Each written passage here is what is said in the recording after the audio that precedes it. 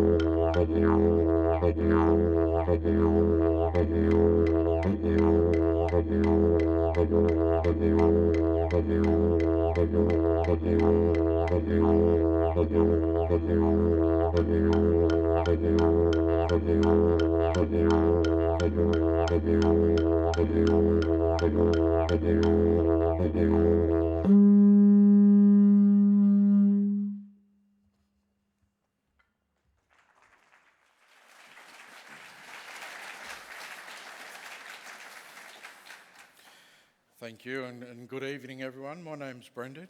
You can call me Brendan. I'm the cultural representative and cultural educator of Metropolitan Local Aboriginal Land Council in Sydney, and our role as an Aboriginal Land Council under our Land Rights Act, we're the cultural authority and the guardians and custodians of land within our boundaries. And I'm here this evening to welcome you to country. I'd firstly just like to define the welcome to country. When we do a welcome to country, it's not a welcome to Australia. Within Australia, in many Aboriginal nations, many Aboriginal countries. A welcome to country is a ceremony and tradition that we've been doing since the beginning of time, because that's how long we've been here for. To this day, many of us don't walk on each other's country unless we're welcomed on country. And traditionally, when we're welcomed on country, it's no different than when you welcome a stranger to your house. We need to know where the toilets are. We need to know where the water holes are that we can and cannot drink from. We need to know where the sacred sites are that we can visit and can't visit. This is our welcome to country. It's always an honour for me to perform this ceremony, and I thank you for having me, because you become a part of the rejuvenation of our tradition and culture back on country. And the lands you're gathered on here this evening traditionally belong to the Gadigal. Gadi means grass tree. Gal meaning people, grass tree people. As I mentioned earlier, we've been here since the beginning of time, and I always like to say 250,000 years plus BC, and the BC stands for before Cook. Just across the road there in the park, that's traditionally a meeting ground, a meeting place of different clans. Down the road from there we have the Conservatory of Music. That's built on top of Sacred Initiation Site. And on this country at Centennial Park we have the eel dreaming and the journey of this eel. And I think to this day that eel still makes its way from Centennial Park down to the waterholes at Mascot. The other eel dreaming is he starts his journey in Parramatta, swims all the way along the rivers, comes out into Sydney Harbour, Goat Island, otherwise known as Meemount. That's the head of the eel. From Sydney Harbour, that eel swims all the way over to Vanuatu. And he turns around, he comes all the way back. This is the journey and the song lines that the Gadigal people are custodians for. So it's always an honour, as I said earlier, to welcome you to country. And the Gadigal are one of 29 tribes that make up the Eora Nation. And the boundaries for the Eora Nation start at the ocean, and they're surrounded by three of Australia's most beautiful rivers: the Hawkesbury River, the Nepean River, and the Georges Rivers. In between those three mighty and beautiful rivers, 29 tribes that make up the Eora Nation. And the name of the tribe we're gathered on here this evening is Gadigal. So on behalf of those Gadigal ancestors, because their spirit is still in the lands and the waters, On behalf of Metropolitan Aboriginal Land Council as the Cultural Authority, it gives me great honour to welcome you here this evening. Welcome to Gadigal country. I'd love to stay. I'm always up for free food and a bit of drink. But unfortunately, I have to go and pay a white fella by the name of Wilson for parking on my own land.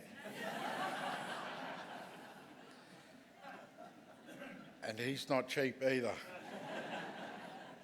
I'd like to pay my respects to the elders past, present and emerging, and I extend those respects to my non-Indigenous brothers and sisters as well. The only thing that makes us different is our language. It's the only thing that makes us different. So once again, welcome to Gadigal country and thank you for having me.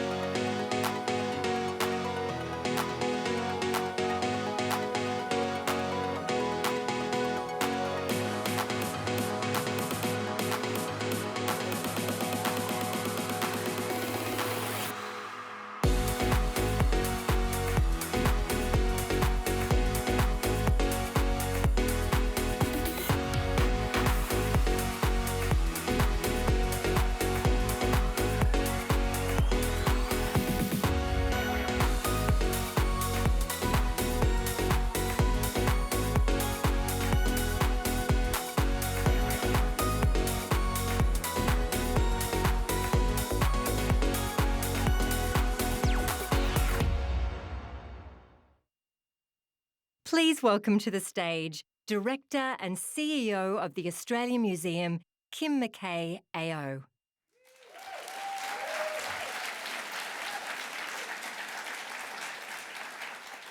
Hi everyone, good evening. Our special guests and importantly, our Eureka Prize finalists. Welcome to you all to this Night of Nights in Australian Science.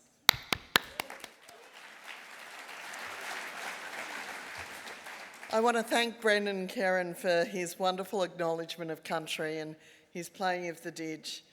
And I too would like to acknowledge the traditional owners of the land we're gathered on, the Gadigal people, and pay my respects to elders past, present and emerging. I feel very, very fortunate to live and work on Gadigal land that was never ceded. So as I said, there's no question in my mind that this is the Night of Nights in Science. This year, the 33rd Australian Museum Eureka Prizes award ceremony. And it's wonderful to see so many of you gathered here in Hinsey Hall, the heart of the Australian Museum tonight. And I did get a glimpse of you all a bit earlier and you're looking pretty good. So that's wonderful. And we also have hundreds, and by the end of the night, probably thousands, of people joining us via the live online broadcast from around Australia and also from overseas. So welcome to all of you at home this evening or in your workplaces as well. Now, for 33 years, the Eureka Prizes have played a crucial role in honouring excellence and educating the public about the latest advances in science. And today, the Eureka Prizes are the only national science awards to bring together scientists from all disciplines, early career researchers, science communicators, and those charged with taking care of the future, our young school students. And our nominees represent all aspects of science. Recently, you probably noticed, I've needed the very best in medical care available. So a special shout out and appreciation to those in infectious diseases who've played such a critical role in keeping me going and of course all of us during the pandemic. So joining us in the room tonight are many special guests, and I would like to start by acknowledging them because it's a wonderful gathering of our university representatives and others. Firstly, of course, Her Excellency, the Honourable Margaret Beazley, ACKC, the Governor of New South Wales, who we'll hear from shortly, and Mr Dennis Wilson. Welcome to you both. The Honourable John Graham, who is our Special Minister of State, Minister for Roads, the Arts, Music and the Nighttime Economy, Minister for Jobs and Tourism. Minister, that's a full plate, if ever I've seen one. And also, in addition to that, he has to put up with us because, of course, he is our new Minister for all of the cultural institutions and the Australian Museum. The Honourable Matt Thistlethwaite MP is with us from the Federal Government, Assistant Minister for Defence, Veterans Affairs and the Republic. Woohoo, thanks Matt for joining us this evening too.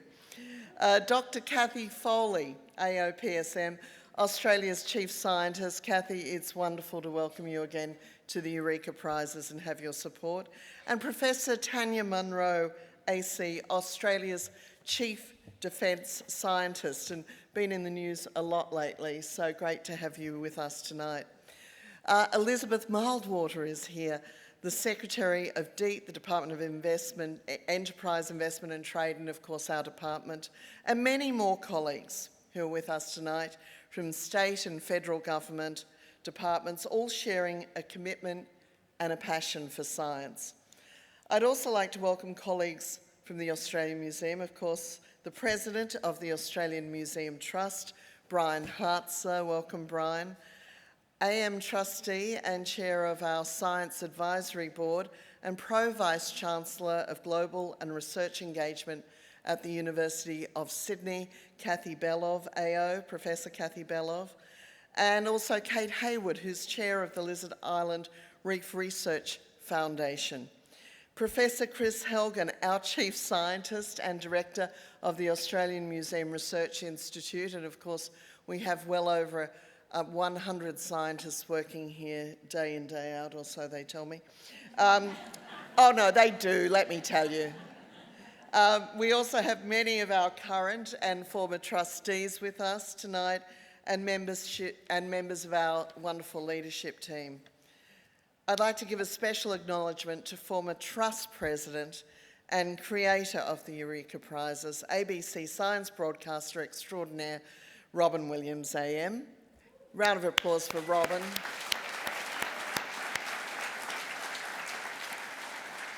And also Des Griffin is with us tonight, AM. Dr. Des Griffin, a former Director of the Australian Museum as well. Welcome to you, Des.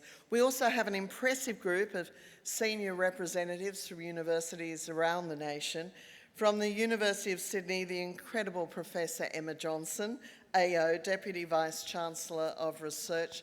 Welcome, Emma. It's been many years since we worked together at the Sydney Institute of Marine Science, and you've gone on to do remarkable things. Thank you for joining us. And from the University of Technology, Sydney, Professor Kate McGrath, the Deputy Vice-Chancellor of Research. I happen to serve, it's a great honour, in fact, to serve on the UTS Council with Kate, and she's really leading outstanding work at UTS, and go my past alumni.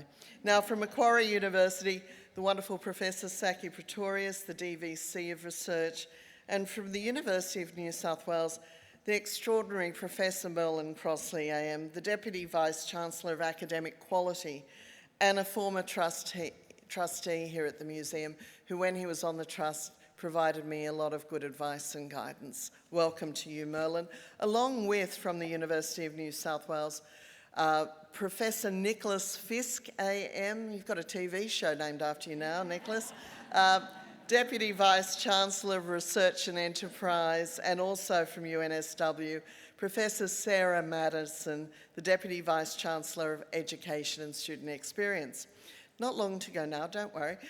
From the University of Queensland, a very special guest tonight, Professor Margaret Shiel, AO, the Vice-Chancellor and President, and she's accompanied tonight by the wonderful Dr. Jim Thompson, Director of the Queensland Museum Network and a great colleague, and of course Margaret is also President of the Queensland Museum Network.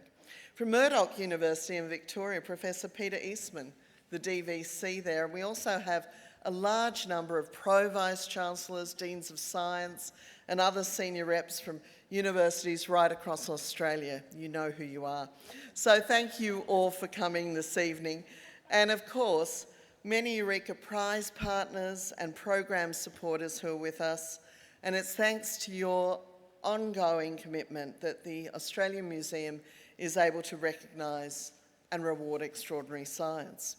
Now, also in the audience are many of the 78 judges who lent their volunteer expertise and gave hundreds of hours to review the significant volume of entries from every state and territory. I know judging is a big commitment because I did it before I joined the museum in the past. And so on behalf of the Australian Museum, I sincerely thank you all. A round of applause for our judges.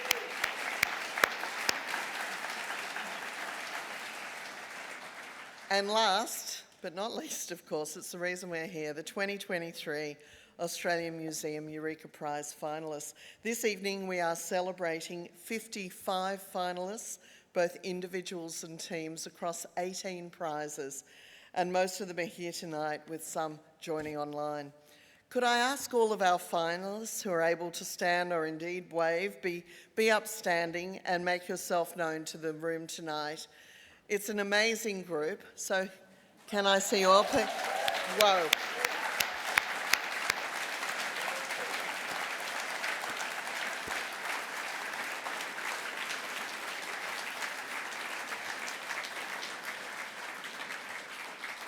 These are indeed tonight's science superstars. And we'll be honouring you in just as an enthusiastic way as we've lived over the last few weeks. You deserve every bit of acknowledgement and recognition. These prizes shine a spotlight on the critical role Australian scientists play at the forefront of discovery and innovation, positioning Australia well for the future. Yes, while we did just celebrate the brilliant Matildas in soccer, let's now celebrate these truly brilliant scientists. It's inspiring to see how your pursuit of scientific excellence, advancing our collective knowledge and creating a better future for us all. The Australian Museum is so proud to recognise your achievements at this special event. Now, I'm also really proud of what my team at the Australian Museum has achieved this past year and what is to come. So we ended 2022 on a real high by welcoming our 1 millionth visitor in a 12-month period. It was the first time in the museum's 195-year history that we achieved this milestone, and I'm confident we'll reach it again this year. And the visitors kept rolling in throughout the summer school holidays to see our homegrown blockbuster Sharks exhibition. If you saw it, you'll know how fabulous it was. And the fantastic progress shark we had outside, which created a new icon for Sydney. In March, our chief scientist and director of AMRE, Professor Chris Helgen, and I were co-authors on a paper published in Science. Now, I know many of you in the audience have multiple published articles in scientific journals, but this was my first, so I'm telling you about it. The paper was part of a global study to document the critical role natural history museums play as custodians of more than 1 billion scientific collection items around the world.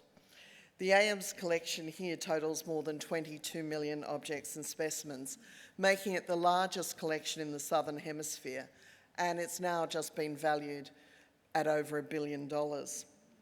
These collections are valuable resources for scientists and researchers from all over the world as we learn about our past and prepare for our future. Now, in April, with the Minister's help, we packed up the Sharks exhibition and sent it to Florida to join two of our other exhibitions, Spiders from Fear to Fascination, and it is a bit of fear embedded in there, especially in America, where over 40% of the population are scared of spiders. They should be scared of other things. And also our other exhibition, Tyrannosaurs Meet the Family, also currently touring the United States. So it's wonderful to export our scientific knowledge here at the Australian Museum and our cultural knowledge to the United States and soon Europe. In June, we opened a spectacular exhibition, BLAS, which means Body Adornment from Papua New Guinea, which celebrates the rich cultural heritage of PNG. If you hadn't had a chance to visit BLAS yet, please do. It's free of charge and open until early October, and it's just downstairs in our touring hall. Now, later this year, we'll open a new permanent Pacifica gallery, further expanding our connection and collaboration with the Pacifica community, so vital to Australia and global awareness of climate change. And that's a stunning exhibition being created locally. And right now, of course, it's Science Month. Just last week, we had over 11,000 kids and their parents participate in the Sydney Science Trail, the AM signature Science Week event that we co-present with the Royal Botanic Garden in Sydney, and I want to thank the wonderful Denise Ora and her team who are here tonight for their support and partnership. Oh, they're way down the back. Didn't you get good seats? Let's try harder. Also, I want to acknowledge our partners at Taronga Zoo who are with us tonight. I can see Simon Duffy, the director there, and along with his team, and also Joe White, the director of Questacon in Canberra, who's with us, all key to science awareness and understanding. So thank you all for being here. And in October, we'll be marking the 50th anniversary of the Australian Museum's Lizard Island Reef Research Station at the top of the Great Barrier Reef, thanks to the incredible foresight of former Australian Museum Director Professor Frank Talbot, who founded the station back in 1973, and it's gone on since then to be a vital source of coral reef research and climate change research and education for thousands of scientists and other researchers from around the world. So, you know, when you think the Eureka's is 33 years old, you think about Lizard Island Research Station being 50 years old, and this institution coming up for its 200th anniversary very soon, you can see the difference that museums can make in our understanding of science and play a critical role at this time when climate change is so important. And then, of course, in November, if you haven't heard, we'll be opening the largest cultural exhibition to come to Australia in well over a decade, Ramesses and the Gold of the Pharaohs, which includes over 180 rare artefacts, many of which have never left Egypt before. It's a sensational exhibition, and we've already sold, and this is, I don't know if I'm even allowed to say this, but I'll tell you the secret. We've already sold in advance over 47,000 tickets as of today, and this is a blockbuster exhibition well and truly supported by the New South Wales government. We're very grateful for that support. So we're very excited, as you can see, to bring Ramesses to Australia. So I hope you'll all take the opportunity to return here to see it. It makes an exceptional Christmas gift or an anniversary gift. Let me tell you, I saw it, I was lucky, I saw it in Paris earlier this year, and it truly is a phenomenal exhibition. So before we introduce you to our wonderful hosts for this evening, Bernie Hobbs and Rae Johnston, I want to personally wish you all a tremendous evening and say to you, celebrate well. You are the ones we're celebrating tonight, and it demonstrates the importance of Australia's future. It is in your hands. So please welcome to the stage Her Excellency, the Honourable Margaret Beazley AC, KC, the Governor of New South Wales, to speak with you. Ladies and gentlemen, have a great night. Thanks, Margaret.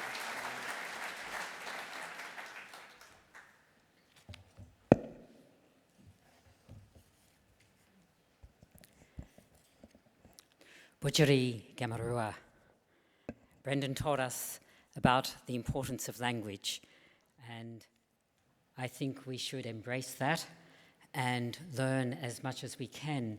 It opens up the secrets of an entire nation in a way that we've never done before.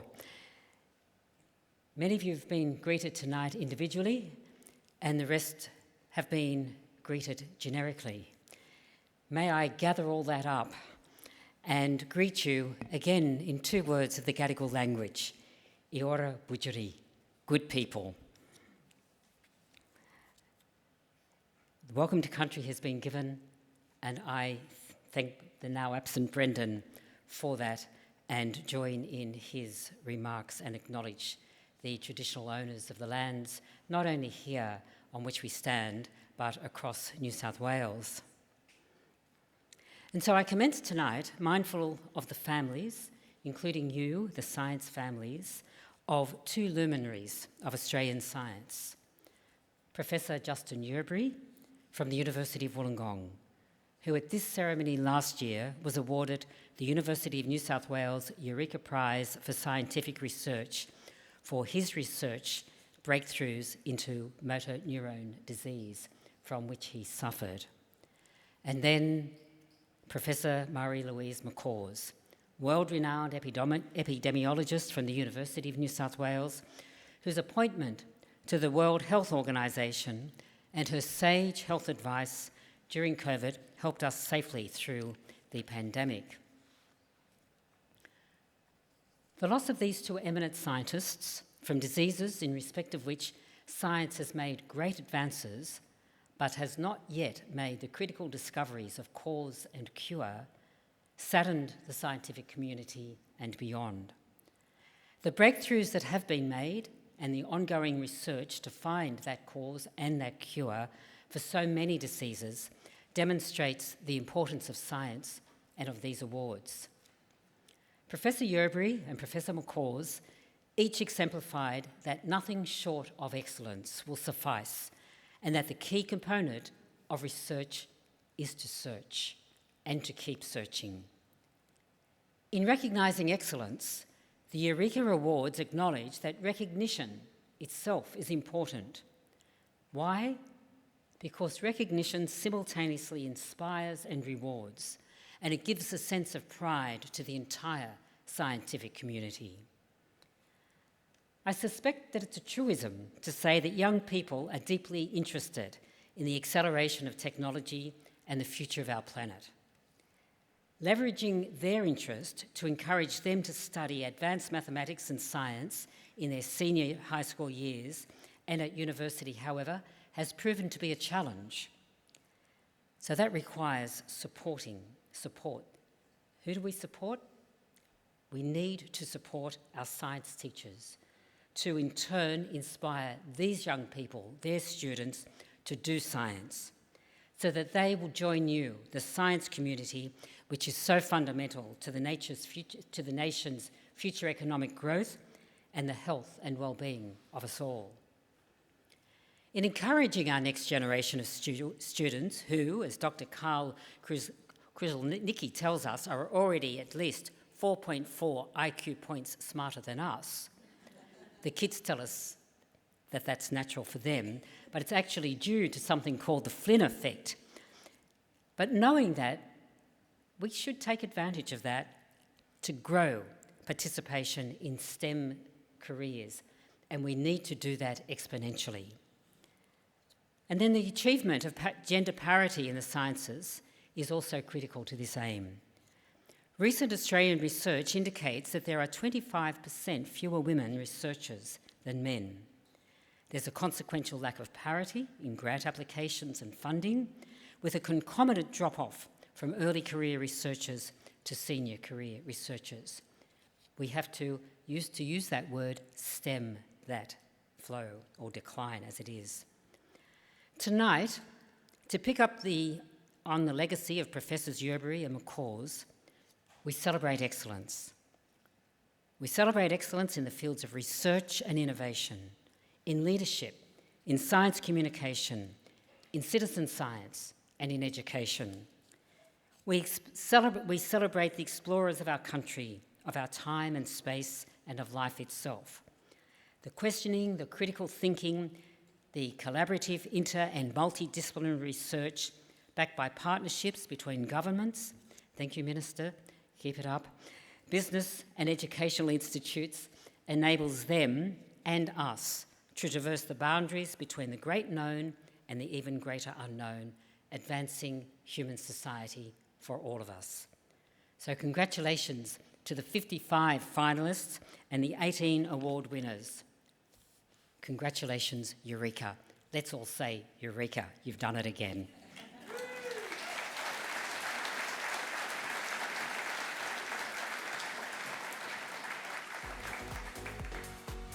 Please welcome to the stage your hosts for this evening, award-winning science writer and presenter Bernie Hobbs, and award-winning STEM journalist Rae Johnston.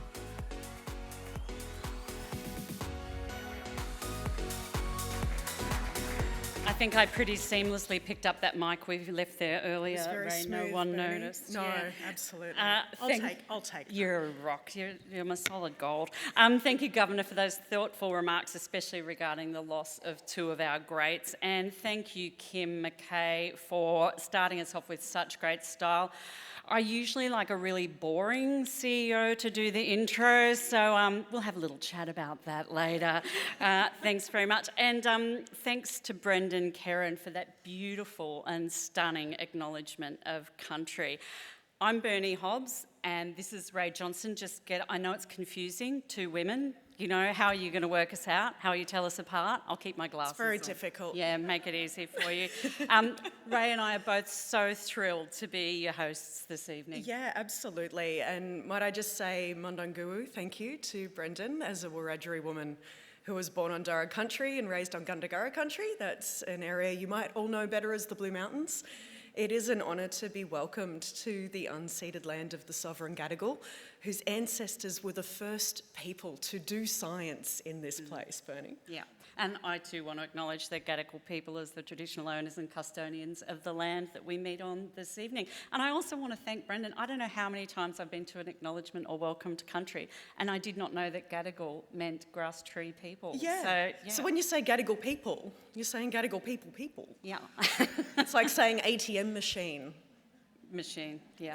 No, okay, I will work on that. All right, anyway, it's so great to be back at the Eurekas. We had so much fun here last year, didn't we? Yeah, it was huge last year. I was just down there in the audience having a chat, and it is packed again this year, not a spare seat in the crowd I'm seeing there. Yeah, I know, we're still waiting on the final tally, but I think we have just reached peak nerd. Oh, good. So, yes. And as well as everyone here in the room, as Kim mentioned, we have got an astonishing audience at home. I just want to give a big shout out to everyone watching online. Yeah, and they're not just in Australia, they're all around the world tuning in, streaming us live. So we've got Brendan from Ontario, we've got Patricia in Fiji. These are real people, I've been told. They are truly real. We'll no doubt get some chat messages from them. And we has gone global, I think, is the message for the Eurekas tonight. As Kim said, it is a really special night in the science calendar. It's a moment to gather together and just celebrate the incredible science that has always been and continues to be done in our country. Yeah, absolutely. And to learn a little bit more about those people that we are celebrating this evening, those of you in the crowd on your programs, there's a QR code. A what? What's yeah, for look, you? if you need instructions on how to use a QR code, I don't know where you've been for the last few years, but if you do scan that QR code, it's going to take you to a webpage which is absolutely full of information about all of our finalists and the fabulous science that they have been working on. But before you do that, I'm going to need you all to put on your best social media faces, because I'm going to take a selfie here. She doesn't mean do this. No duck faces. Just selfie of everyone in the crowd. Bernie, you jumping in as well? Absolutely. All right. Everyone put your hands in the air. All We should right. like that because And I'm going to post this on my social media platform of choice using the hashtag Eureka Prizes, and you can all do that too, unless you're on Threads, which doesn't use hashtags. But you can still talk about the Eureka Prizes there, because we really want to continue these conversations online and with the world about the incredible science that we are doing in this country. So while you're doing that though, make sure that your phone is on silent. This is the peak time to get those scam calls, and we don't want them interrupting tonight's proceedings, right. please. And look, even if you're not on social media, and there is absolutely no shame in that, please just put your phones on silent now. And before we get to the official prize business, just a quick bit of housekeeping. If your name is called out as a winner, I'm talking to you down the back there, yay for you. I want you to start making your way up to the stage straight away, because as soon as we announce your name, we're going to start a 30-second video clip that goes through all of the incredible work that you have done. And you have got exactly those 30 seconds to get to this stage. I'm afraid if you're not here by the end of the video, we will have to do a redraw. Sorry. House rules, speak to Kim. And once you are here, you'll receive your prize, you'll have a quick photo opportunity, and then we'd love you to make a short 30-second acceptance speech. Now, last year, I noticed none of the scientists had any trouble. The scientist winners were all totally capable of sticking within that 30-second limit. The only ones who went over were the bloody journos. So, I've got my eye on you lot. As soon as we get to the journalist category, we're doing a hard out on the mic at 30 seconds. So be warned, the dump button will be pressed, yeah. After your acceptance speech, Rae's going to ask you a brief question, just because you've done something incredible and we want to hear more about it. So I just ask questions. Yeah, she's very nosy, yeah. So Rae, you probably want to get over there with your microphone. I will. I'll take this now. Yeah, good, and thanks. I'll see you all soon. Beautiful. Okay, cheers. Back to you, Rae. Well, over to you, Rae. And before we get started with our first prize of the evening, I am delighted to not to win so much as to welcome, actually. No prize for you, sorry, Minister. I'm delighted to welcome the Honourable John Graham, MLC, Minister for the Arts and just about everything else, to say a few words.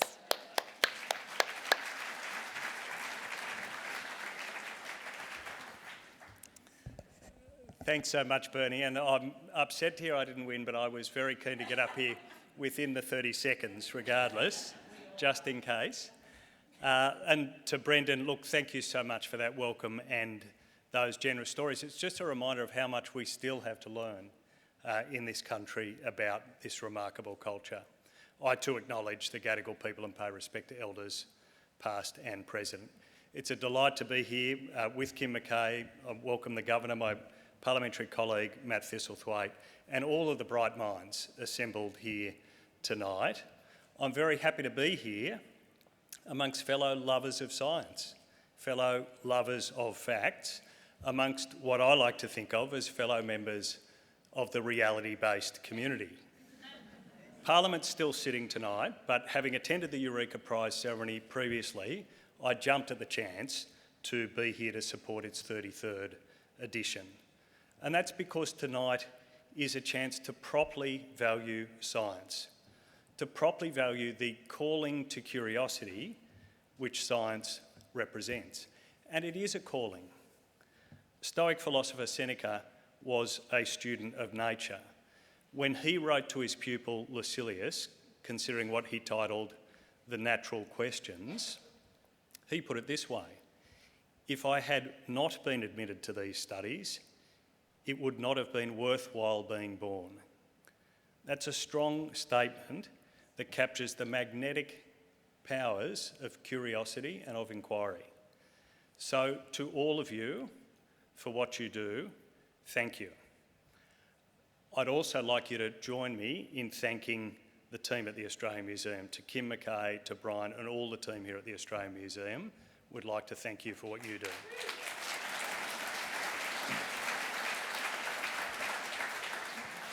This is an incredible institution, and for any student of the natural questions, this really is your home in Australia. So it's fantastic to be here. It's a natural home for the Eureka Prizes. Have a great night. Thanks, Minister. And I don't want you to leave. I'd love you to stay there and present the first prize, so please stick around. And the first award of the evening is the Eureka Prize for Emerging Leader in Science. So this prize is awarded to an individual scientist who is under 35 or within 5 years of their PhD and who's used their leadership skills to create impact with their discipline or within their discipline or more broadly. Associate Professor Laura Bray, Queensland University of Technology. Dr. Tongliang Liu, University of Sydney. Dr. Stephanie Partridge, University of Sydney. And the three words I should have said before that video played were, and our three fantastic finalists are, let's hear, well, they are fantastic. Laura Bray is a rising leader in biomedical research. Tong Lian Lu is working to ensure AI is more accurate, fair and responsible. And Stephanie Partridge has been combining technology and nutrition science to improve youth wellbeing. So over to you for the Winnister, Minna. Yep. Look, I've never done this before, okay? Give me a freaking break. Over to you for the winner, Minister. Thanks, Bernie. And I'm delighted to announce that the winner of the 2023 Eureka Prize for Emerging Leader in Science is Dr. Stephanie Partridge. Woohoo!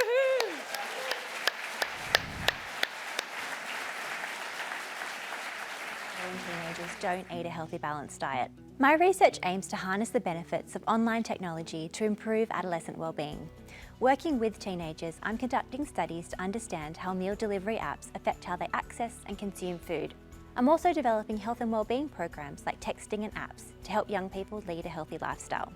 Using digital technologies, I aspire to transform the health of young people in this country. Woohoo! Okay. I should have been slightly more explicit in the instructions. I love your attention to timing, Stephanie. I should have said just wait at the stairs so we can see you have the award presented and not in the dark. But great work by the both of you. So, what's that? Let's just replay that moment so the cameras can capture it. So give that award back. Okay, and now over you go. Oh, woo! Woohoo! And would you like to say a few words, Stephanie? Yeah, thank you. Thank you so much to the Australian Museum for this award. I'd also like to thank the University of Sydney for supporting my work, particularly the School of Health Sciences and the Faculty of Medicine and Health, as well as the Charles Perkins Centre. A big thank you to the funders, particularly National Heart Foundation that funds my research, as well as my fabulous PhD students, and especially a huge thank you to my supervisor and mentor, Professor Julie Redfern, who's been a wonderful support for my career. Woohoo! And Rae just has a couple of questions for you, Stephanie. Don't go anywhere. I'm here to intercept you and to just ask, a big part of the leadership that you have shown with your work is putting the lived experience of adolescents at the heart of your research. Tell us a little bit about why that's so important. Yeah, I guess the work that I do is centred on adolescent health, so it just makes sense to involve them in the conversation, and I've done that recently and it's been exceptional. They've published in The Lancet, wow. They've been on morning TV, they've done so many wonderful things and they're such wonderful advocates for their own wellbeing and health, so yeah, it's really great to work with that population. Congratulations once again. Fantastic. Hop over here for a photo. Well, we're going to stand over here for a photo. Yeah, we'll just have another photo. Why not? Yeah. Let's have a photo. This is the dress rehearsal. I should have mentioned that a little earlier. Yeah. And then I'll escape. Beautiful. Lovely. Congratulations, Stephanie. And Kim, there are adolescents being published in The Lancet. Just saying. We are all winners here tonight. Yeah, I've never been published in either of them. I am the only loser. It's true. Congratulations again, Stephanie. And next up is the Aspire Scholarship Eureka Prize for Excellence in Interdisciplinary Scientific Research, presented by Business Events Perth. Joining us tonight to present this prize all the way from Perth is Director of Business Development at Business Events Perth, Caitlin Skinner. And this prize is awarded for an outstanding research outcome that was only possible as a result of the integration of two or more unrelated disciplines. This year's finalists are Cystic Fibrosis Lung Health Imaging, University of Adelaide, Women's and Children's Hospital, Adelaide, 4D Medical Proprietary Limited and Monash University. The Extreme Heat and Health Adaptation Team, University of Adelaide. The Time Travellers, University of Wollongong. And just to fill out a bit of the work that's being done there, so that's a medical imaging method that helps detect and treat cystic fibrosis, a heat wave warning system which has the potential to save lives, and the time travellers who bring together archaeologists and geneticists to learn more about Denisovans. The winner, please, Caitlin. Thank you. The winner of the 2023 Aspire Scholarship Eureka Prize for the Excellence in Interdisciplinary Scientific Research is the Cystic Fibrosis Lung Health Imaging. The ability to pinpoint the site and severity of cystic fibrosis lung disease in young children has eluded doctors and scientists. Our interdisciplinary team created a new measurement technique called X-ray velocimetry, which allows us to track the motion of lung tissue throughout the breath cycle to calculate ventilation. This new capability to visualise where air is flowing within the lung means we can now precisely measure how well the lung is functioning and identify where disease is changing. Fantastic work. And speaking on behalf of the team tonight is Associate Professor David Parsons from the University of Adelaide. And it looks like, David, you've brought a +2. So well done, you. Congratulations again, please.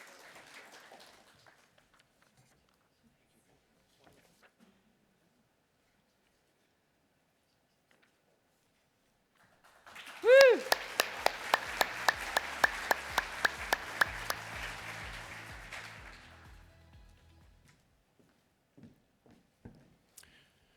Well, thank you, Eureka judges, for this special honour. This all started with a unique idea from Andreas Fouras. He's not here tonight. And it was taking some aeronautical techniques and thinking, I could measure how lung moves using this. Along with a colleague, Steve Dubsky, he did the analytical measurement techniques to allow the motion to be measured. And with Kay Morgan, an amazing X-ray physicist and image capture a person. Martin Donnelly, amazing skills in biomedicine and lung physiology. We together put it all together to be able to take that idea to something that is now out in clinical medicine. Along the way, there were many collaborators and supporters and funders. I can only say thank you to all of them here, but mention three. Firstly, the Cystic Fibrosis Australia, who gave us the first good funding to get started. The South Australian Government helped us immensely with some equipment along the way and facilities. And also the last one was the University of Adelaide Robinson Research Institute, who supported us all the way through. So thank you all for that. We have taken, I think, Andreas's really cool idea from aeronautics and turned it into a novel tool for measuring health and disease in CF kids and CF adults too. Woohoo! Okay. Congratulations.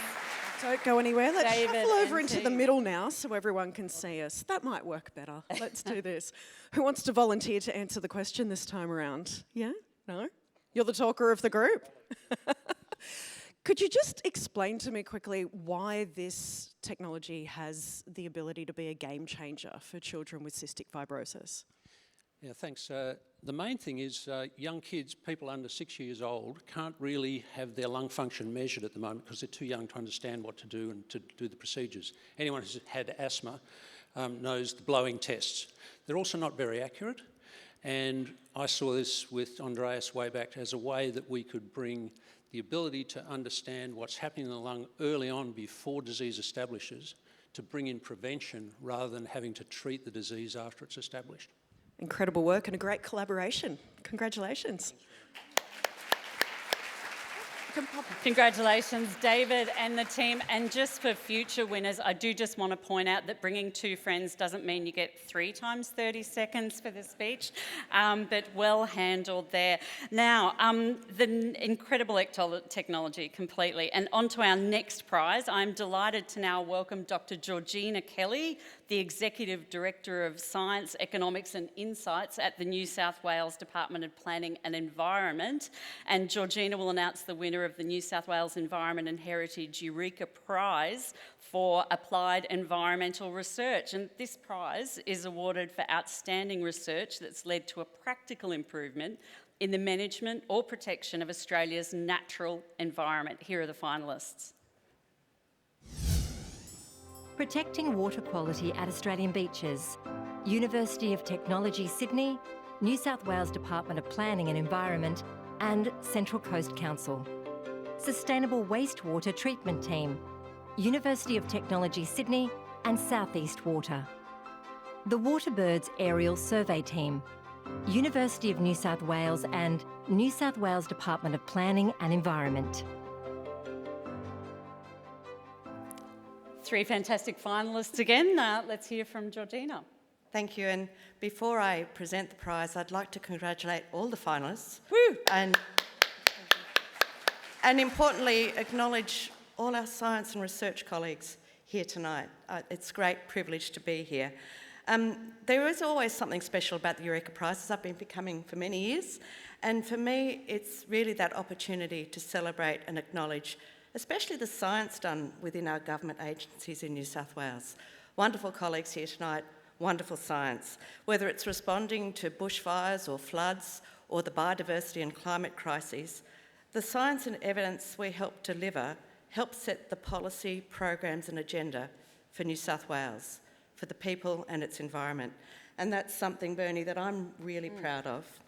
So our scientists also have very deep collaborations with all other research entities. And we see that in a number of our finalists tonight, as collaboration is key to success in science and research. So it's my very great pleasure to announce the winner of the 2023 New South Wales Environment and Heritage Eureka Prize for Applied Environmental Research. And the winner is the Waterbirds Aerial Survey Team.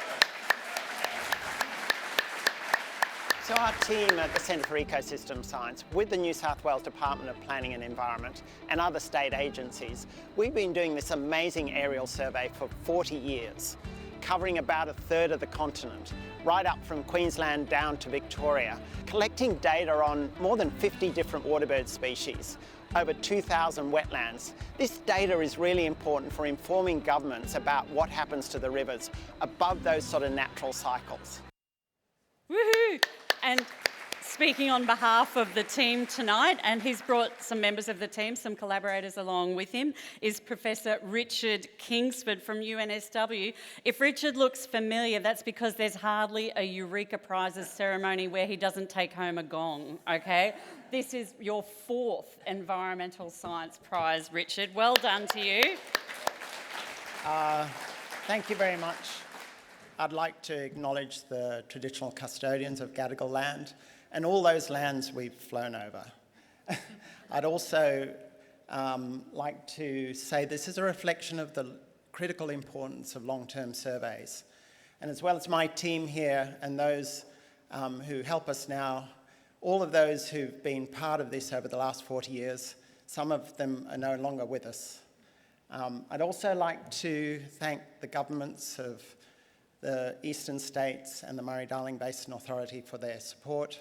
And finally, on a personal note, I'd like to thank my wife, who has been a great support for this survey, and also to put up with us never going on holidays for 37 years in October and November. Thank you. Fantastic. Don't go anywhere, but if you could scoot into the middle here so our photographer can get a lovely group photo of you all. I'll stand over here. I'm pretty sure we all noticed you were about to say my wife who has endured, Richard.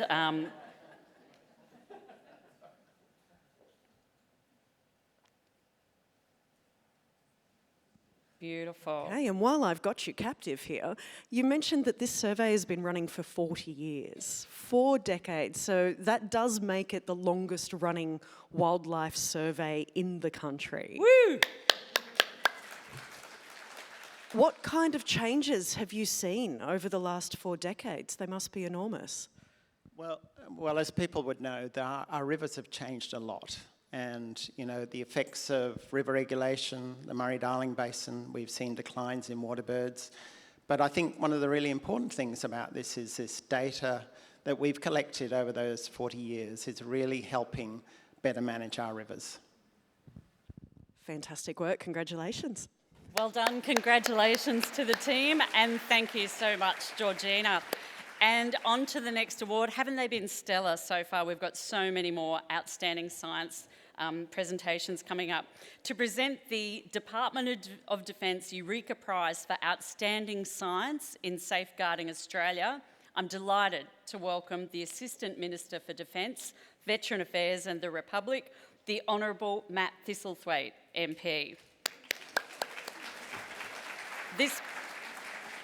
This prize is awarded for outstanding research that has led to, or is likely to lead to, innovative solutions for Australia's national security. Let's take a look at the finalists.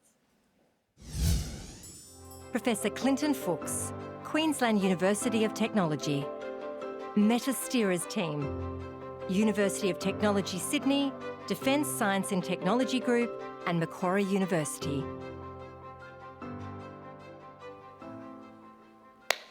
Fantastic. Minister, would you like to say a few words and then announce the winner? Thanks, Bernie. I too acknowledge the Gadigal people, the traditional owners, and thank Brendan for welcoming us to country and recognise his ancestors as our first scientists and credit them with humanity's greatest survival story and the oldest continuous culture in the world.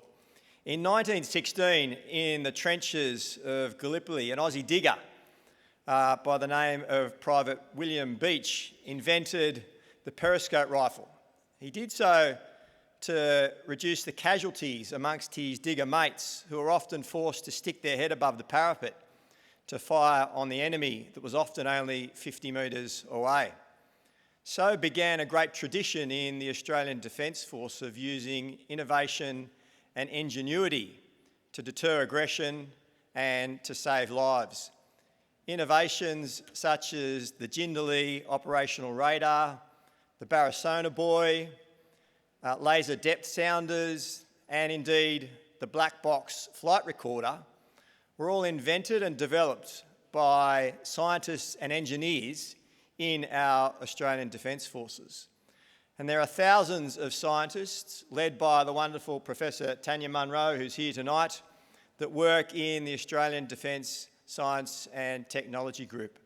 And they are a critical part of the defence of our nation and the safety of the Australian people into the future, particularly as the pace of technological development in defence quickens and strategic competition moves into new domains such as space and cyber warfare. So on behalf of the government, I want to pay tribute to the many scientists that work for the Australian Defence Forces. When it comes to the defence of the Australian people, our most important weapon is the minds of our scientists. And it's wonderful to be here tonight to pay tribute to some of those who are working in the defence of our nation.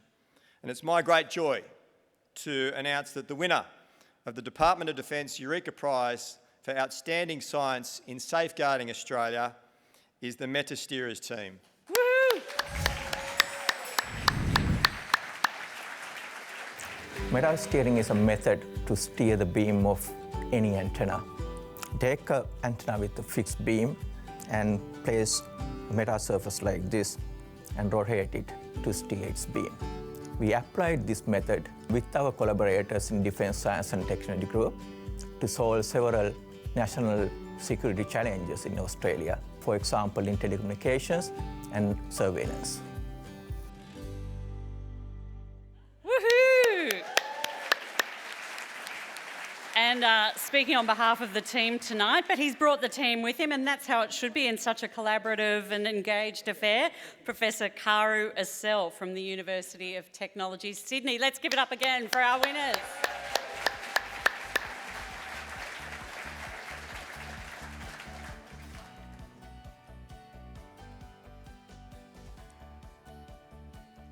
It's a wonderful evening. Good evening, everyone.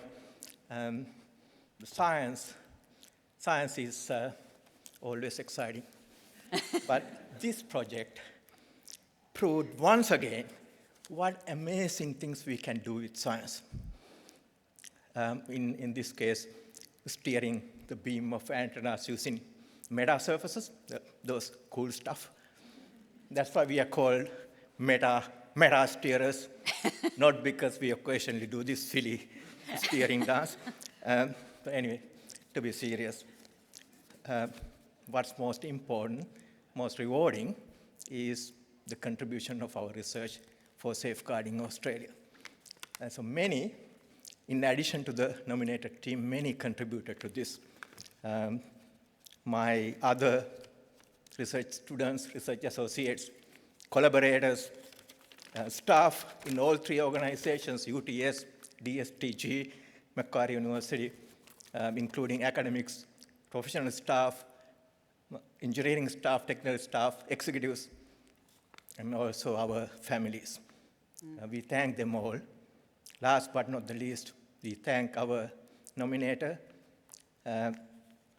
Dr. Paul Scully-Power, unfortunately who could not be here today, and the assessors, Eureka judges, and finally, Australian Museum for recognizing our contribution to science. Thank you very much. Good evening. Congratulations, Karu and team, and thank you so much, Minister. Ray's got a couple of questions. Shuffle Not question time for you, Minister. You're off the hook. Yep. So your team has developed an antenna system that is really thin, but it can transmit a really wide bandwidth of data. Explain to everyone why that's so cool. Because a lot of people think that bigger is better. And in antenna business, that is true in some cases. Like if you want to do radio astronomy, to get a signal from very far, you need a really, really large antenna. But not always, and we got to be smart in defense. We can't have huge antennas and without being noticed. So the real cool is we got things that you can hide and conceal and still work as well as the bigger ones, but nobody would know. Is that cool? That's very cool. You can be sneaky. Congratulations. Well done. Congratulations, Professor Gadget and team. And it's time for our next award. It is a brand new category. I'm delighted to welcome Denise Ora, Chief Executive of the Australian Institute of Botanical Science and Botanic Gardens of Sydney, to announce the winner in the inaugural Australian Institute of Botanical Science Eureka Prize for Excellence in Botanical Science. This prize is awarded for innovative research outcomes that have led to the documentation and protection of Australian plants. Let's meet our finalists. Professor David Keith, University of New South Wales. Dr. Nushka Reiter, Royal Botanic Gardens, Victoria. Tropical Mountain Plant Science, Australian Tropical Herbarium at James Cook University. Three outstanding finalists there. We've got David Keith, who created a new framework to classify ecosystems, not just species or genus. Nushka Reiter, leading an internationally recognised orchid conservation program, and the Tropical Mountain Plant Science Project, working to preserve unique plant species before they're impacted by climate change. Over to you, Denise. Thanks, Bernie. I just want to say it's so beautiful to be on gorgeous Gadigal country. Everything we do is all about plants. Kim knows we are the queens of biodiversity in flora and fauna, and we like to tell people that. I also just want to thank the Australian Museum. This is one of the most amazing awards, the Eureka Prizes. It's gone global. I think we're better than the Academy Awards, and Kim, very proud of you for that. I love that we are part of this year, and I think we should all be really grateful in that space, but always remembering that our role in conservation, preservation, is something we should all be very proud of. And I love that when we come here, we get to network with all of our peers across so many different categories. You know, we're already working on new things, networking with Taronga. I've got Georgina. You know, I love the fact that we are doing amazing things. And so, on behalf of the wonderful Royal Botanic Gardens and Domain Trust, my wonderful chair, Philip Marcus Clark, here this evening, my incredible leadership team, the wonderful staff at the Royal Botanic Gardens and our new brand, the Botanic Gardens of Sydney, and most importantly, you amazing finalists. I swear I had to read so much to be on one of those panels, and the work that you do is absolutely amazing. And Georgina Kelly said to me that my note-taking and providing feedback got a little bit crazy because I was so excited. Anyway, enough of that. So I am going to announce, and we call ourselves the Australian Institute of Botanical Science, our Eureka Prize 2023 for Excellence in Botanical Science goes to, oh my God, see, I didn't even know this, Dr. Nushka Reiter. Fantastic, well done. Woohoo! Our orchid species are facing extinction, and we have an obligation to reverse this trend. The aim of the Orchid Conservation Program is to create self-sustaining populations of threatened species through knowledge of their pollinators and their symbiotic fungi. Together with volunteers, we have grown over 25,000 individuals of 80 endangered species. 14 of these species have had introductions in the wild, leading to population increases of up to 260%. Woohoo!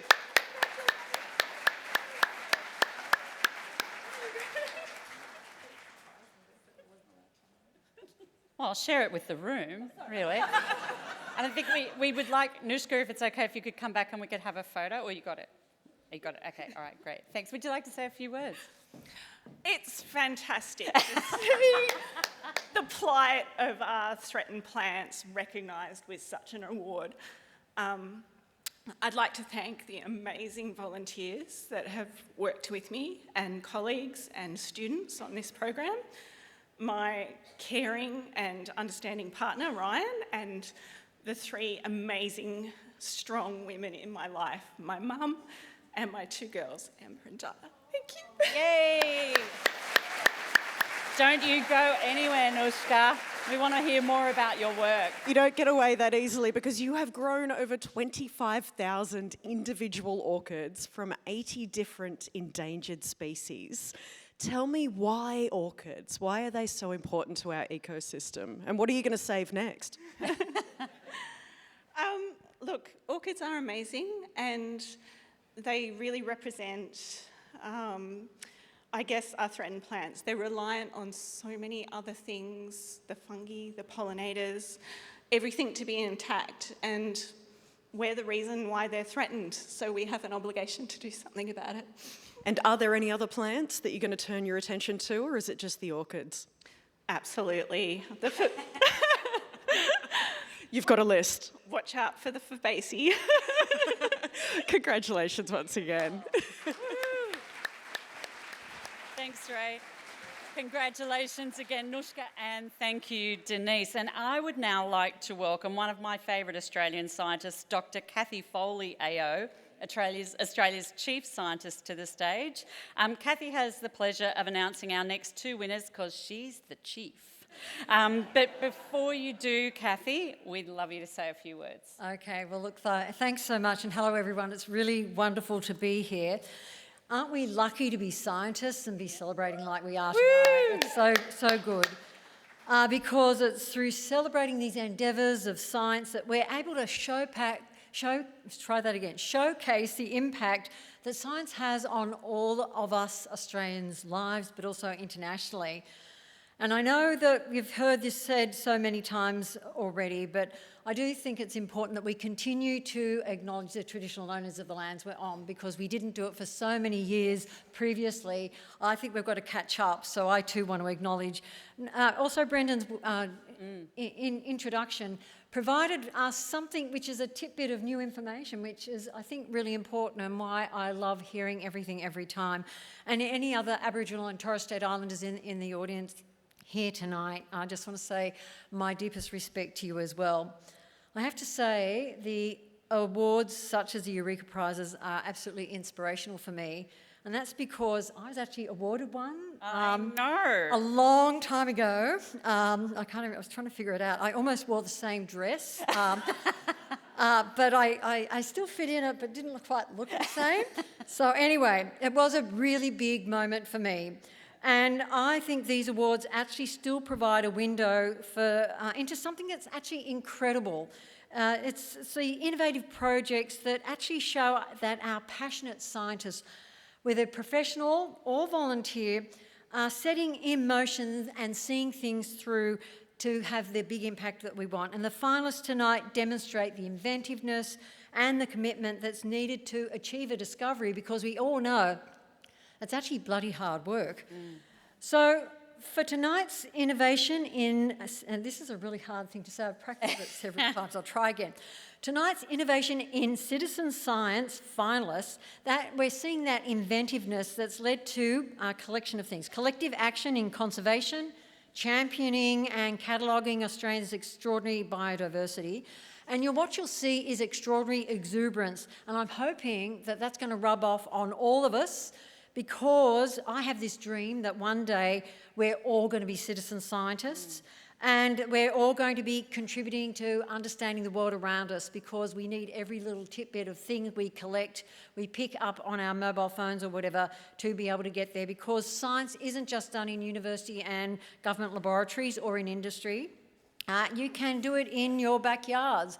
In fact, in my case, you probably do it at the kitchen when you're doing a chemical science discovery, when you're cooking up something, you know, that ambitious bake that didn't quite work out.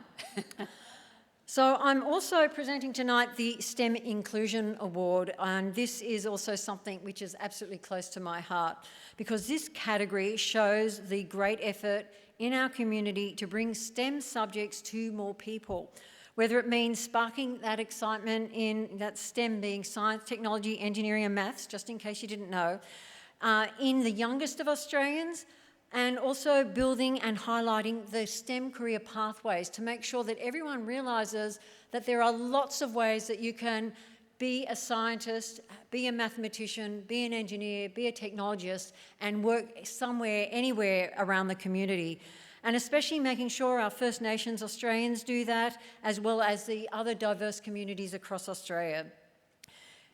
Everybody loses out when we exclude people in STEM, and more scientists we have from many different backgrounds means that we're going to solve those really tough questions that we have and that we've got to work our way through. So it's more fitting that we have more people. So look, I want to say congratulations to the finalists tonight, and I commend you for your work. I know how hard it is. I've actually found it too hard, so that's why I decided it was a good idea to be Australia's chief scientist, because then you just don't have to do the hard stuff. All I have to do is try and take your stuff and push it upstairs to say, it's going to make a difference, government, let's take it on board. So I hope that we're going to be inspiring lots of generations to be curious. I want them to be ambitious, and I also want to make sure that our STEM careers are rewarding and that we welcome everyone into what it means to be a scientist. So back to you. Oh, I think we all love the sound of that, Kathy. So we're ready to present the next two awards. Thank you so much for this. The first award is the Department of Industry, Science and Resources Eureka Prize for STEM Inclusion. This prize is awarded for initiative that's led to greater inclusion in science, technology, engineering and/or mathematics. Let's take a look at the finalists. Indigenous Australian Engineering School, Engineering Aid Australia, University of Sydney and Curtin University. Little Bang Discovery Club, Children's Discovery. That's what I call science. Three fantastic finalists, brilliant projects. So we've got a project supporting First Nations students to complete STEM studies at high school and uni, a library-based discovery club created to ignite young kids' curiosity, and a volunteer-run radio show and podcast designed to increase representation of diverse voices in STEM. Take it away, Kathy. Okay, and the winner of the 2023 Department of Industry, Science and Resources Eureka Prize for STEM Inclusion is That's What I Call Science. Woohoo! Hello, listeners. You're tuned into That's What I Call Science. My name is Ollie Dove and I'm joined in the studio. Lutruwita, Tasmania is our home. We capture diverse voices throughout our island and beyond. We're 200 episodes young and can't wait to support the next generation of STEM communicators. And I'm really interested in how I can save the world. Woohoo! Congratulations. Representing the team this evening are Ollie Dove and Anna Abella. Oh my God, just take a moment to look at those shoes while they're getting ready for the... There is no place like home, it's true. Fantastic. We're very excited to be up here. Yes, on behalf of That's What I Call Science, Anna and I would like to say as many thank yous as you can get in a 30-second window. Knowledge loses its worth when restrictions are placed upon it as to who's allowed access, and That's What I Call Science want to keep breaking down those barriers and let everyone into the STEM conversation. And an award like Eureka means that a volunteer team in Hobart can keep doing that. And our team are watching us back in Lutruwita, Tasmania, and shout out to them, amazing people. So thank you so much. I hope you all have a wonderful evening and catch you out at the canapes. Woo! Congratulations. Now, you started this project with the aim to increase diverse voices in STEM. I know why it's important, but tell me why it's important to you. Shall I take this one? It's important because every time we go on the mic or we have someone from Tassie, from a different field of STEM or a different background on the mic, they're there increasing visibility to our public. So one of our team members in our 200th episode recently said that when she was growing up, she wanted to go into physics, but all she saw was white men. But it's not the same anymore, and there's now more people getting out there, and that's why it's important. Fantastic. Congratulations again. Thanks. Congratulations, Ollie and Anna. I'm sure people are adding the podcast to their listening list right now. I heard a mate of mine, Zoe Keane, on it just the other day, so well done.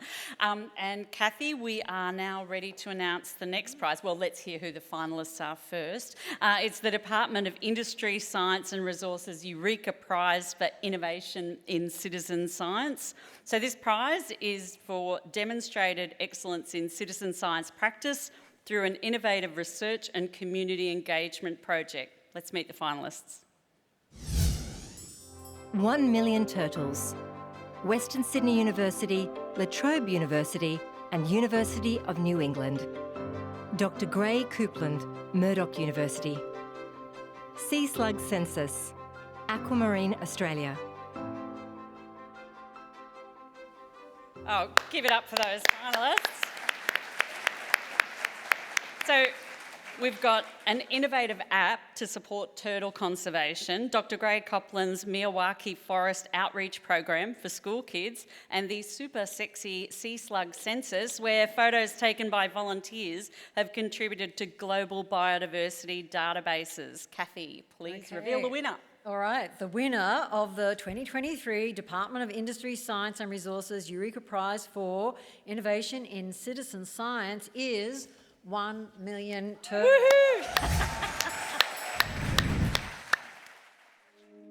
Alarmingly, 1 in 3 Australian freshwater turtles is on the verge of extinction. 1 Million Turtles is an action-based citizen science program dedicated to protecting 1 million turtles for our waterways. We achieve this through road rescues, protecting nests, and building turtle islands. By blending turtle conservation and STEM training, 1 Million Turtles empower citizen scientists of all ages to create meaningful impact on community conservation.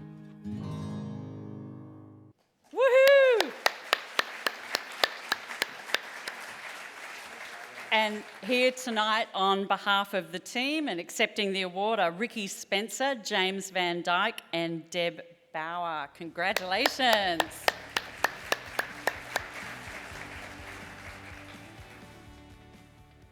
Wow, thank you. Thank you, the museum. Thank you, Eureka panels. On behalf of Deb and Van, we'd like to thank our universities, Western Sydney University, La Trobe and New England. We'd also like to thank our partners, industry partners Aussie Arc, the South Australian Government, as well as the funding for this program, the Department of Industry, Science and Resources. We've also got a team back who aren't here today. We'd like to thank Professor Mike Thompson, University of Sydney, Anthony Santoro, Murdoch University, and Marilyn Connell. We'd also love to thank our amazing communications team, Geeta Ortak and Sylvia Clark as well. But this is a program that really is based around empowering citizen scientists. And I'd really like to point one out, particularly Graham Stockfeld from Turtles Australia, President of Turtles Australia, who we are in awe of. We learn so much from him every day, and working with communities like that is so important. 1 Million Turtles is trying to evolve citizen scientists. So with a little bit of knowledge, some simple tools, we want to create community conservationists in their local area. So people getting back to nature with a little bit of knowledge that they can do something. And I think our universities, particularly our science schools, with an outward-facing view, has a really important role in this space. So thank you, and go Turtles. There'll be just a room full of turtle fans here, don't you worry about that. Hop on into the middle and I want to ask you a question. Who wants to talk? You guys, I've said enough. All right. I'm going to direct the question to the middle here. So this project saved 1,000 turtles and 200 nests in 2022 alone, which is just incredible.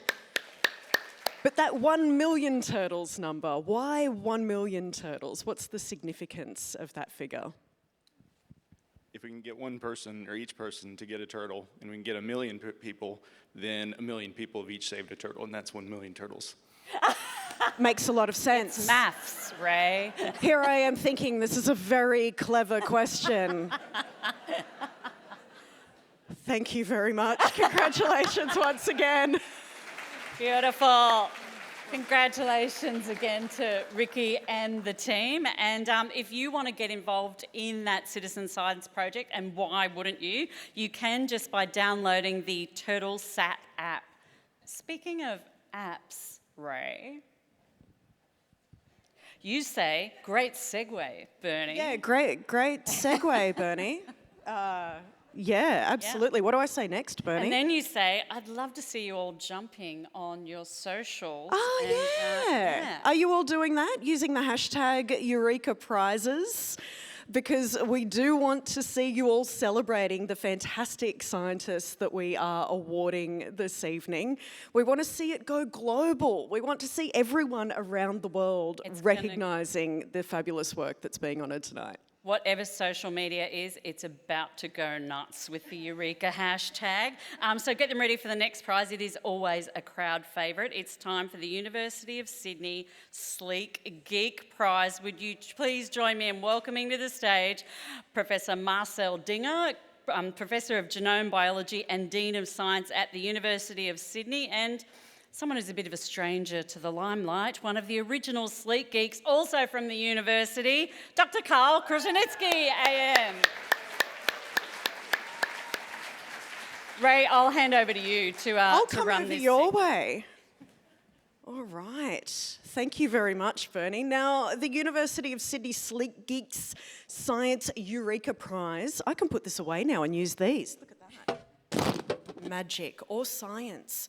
It's awarded to a short film that communicates a scientific concept in an accessible and engaging way. And this year's theme is green, which is lovely. Now, before I invite Professor Dinger to announce the runners-up and the winners, I just want to let you know how tough this competition is, because this year hundreds of entries were received from primary and secondary students from all across Australia, from Perth to Penrith. And from this large group, the judges chose just 22 entries as the cream of the crop. Then from that 22, the judges battled it out, and I do mean battled it out, to select the top 3 for primary and the top 3 for secondary school students. So tonight, in the audience, we do have the Sleek Geeks who made the top 3 films, and whether or not you win the trophy tonight, can we just hear you make some noise? Sleek Geeks, where are you?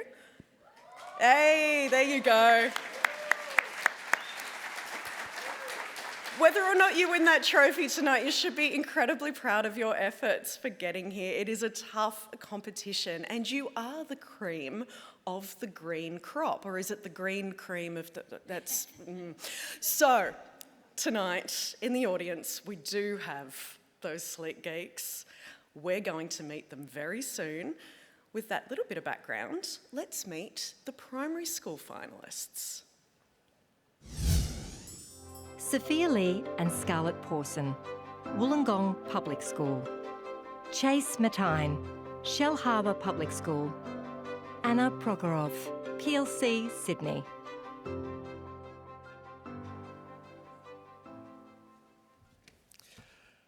All right, the moment we've all been waiting for. The runners-up in the 2023 University of Sydney Sleek Geeks Science Eureka Prize primary are...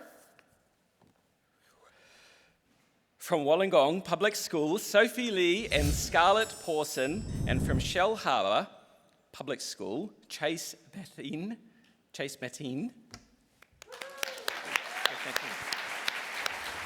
Big congratulations to our runners-up. Come on up here and grab a photo.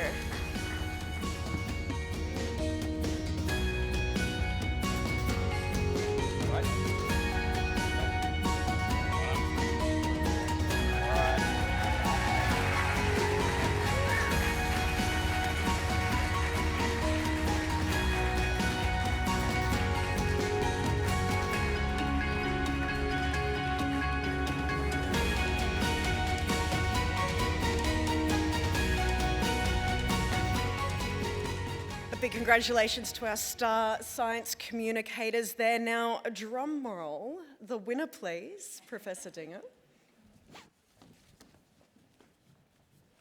I'm waiting for my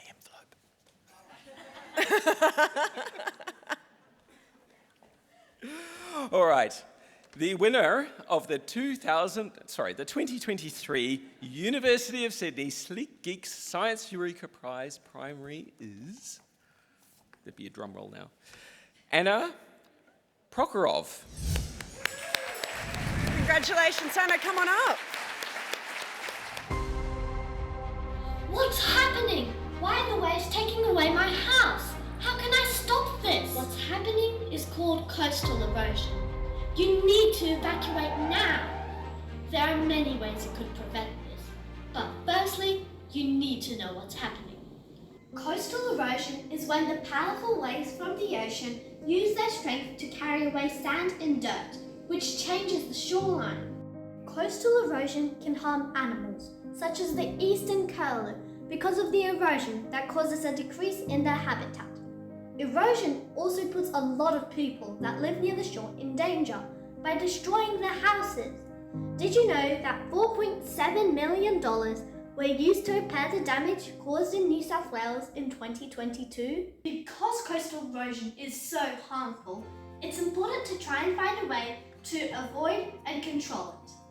One environmentally safe way to restrain erosion is by using green infrastructure. This is when you use natural objects such as rocks and mussel beds to create a barrier to stop the strong waves from getting to the shore.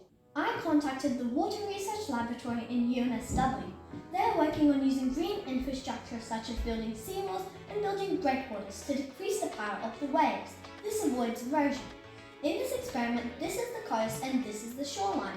As you can see, the lid I used created waves, and after a while you can see the shoreline has changed and the home has fallen down. But with green infrastructure, waves can't reach the coast or building and ruin. You can help by respecting the plants that have been planted by council, by not stepping on them and staying on the paths, as their roots make the sand stay together, so the waves can't reach the land and the buildings on it. So now you know what's happening, and now you're safe, which is the most important thing.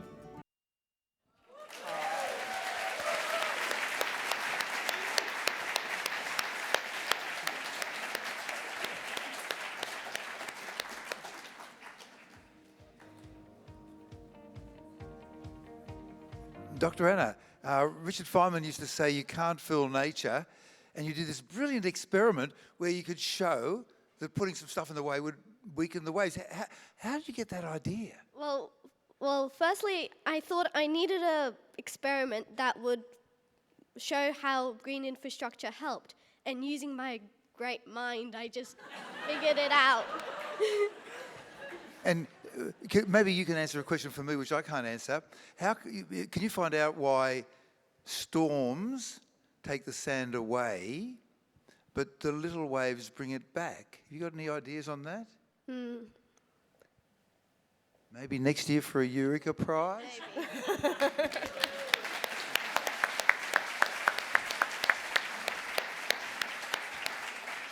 Well done, Anna. Congratulations again to these young scientists of the future, Chase, Sophia, Scarlett and Anna. Well done. Now we're going to move on to the secondary school students, and these are our finalists. Darcy Buckle, Ashfield Boys High School. Alison Phillips and Kathleen Chu, Lauriston Girls' School. Jacob Watt, Bayview Secondary College.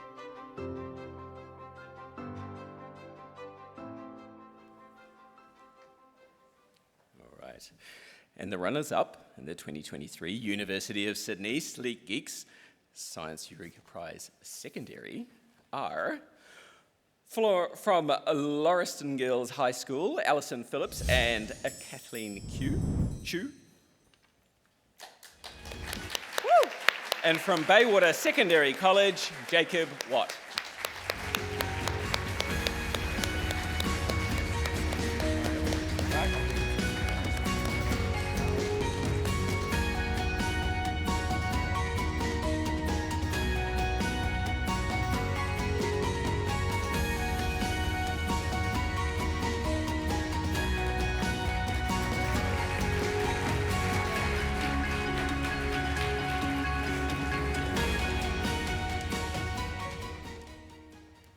Big congratulations there. Now the winner, please, Professor. And the winner of the 2023 University of Sydney Sleek Geeks Science Eureka Prize Secondary is Darcy Buckle.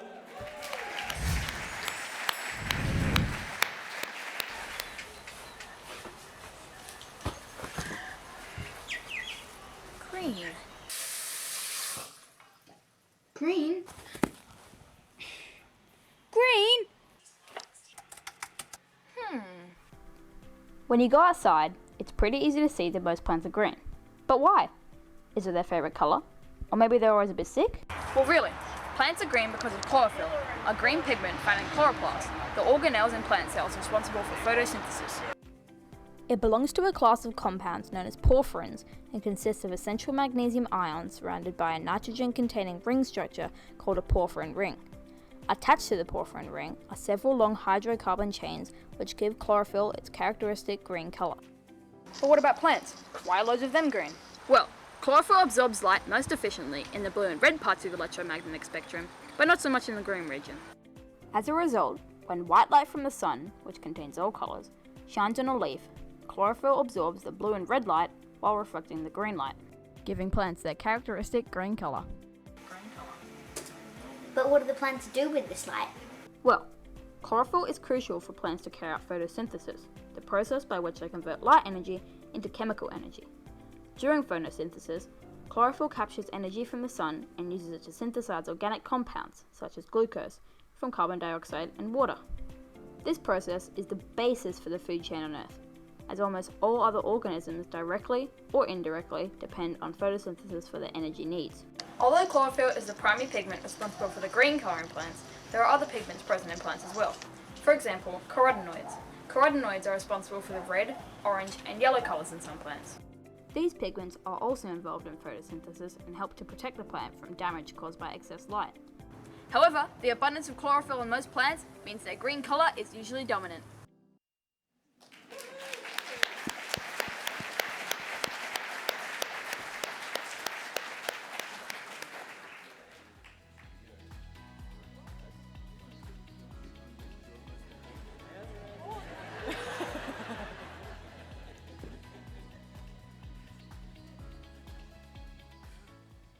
So Darcy, you blended together a whole bunch of visual electrophysiology, biochemistry, and quantum mechanics, and then you also threw in a whole bunch of animation. How did you get all that knowledge together in such a short time? I kind of just, when I saw green, I thought of plants, of course, because that's like the main green thing on Earth. And I like filmmaking, so I've used a lot of editing before. And so, yeah, I just... I just like doing it, yeah. You did it so seamlessly, and it just was so elegant and simple and effective. Big hand for Darcy.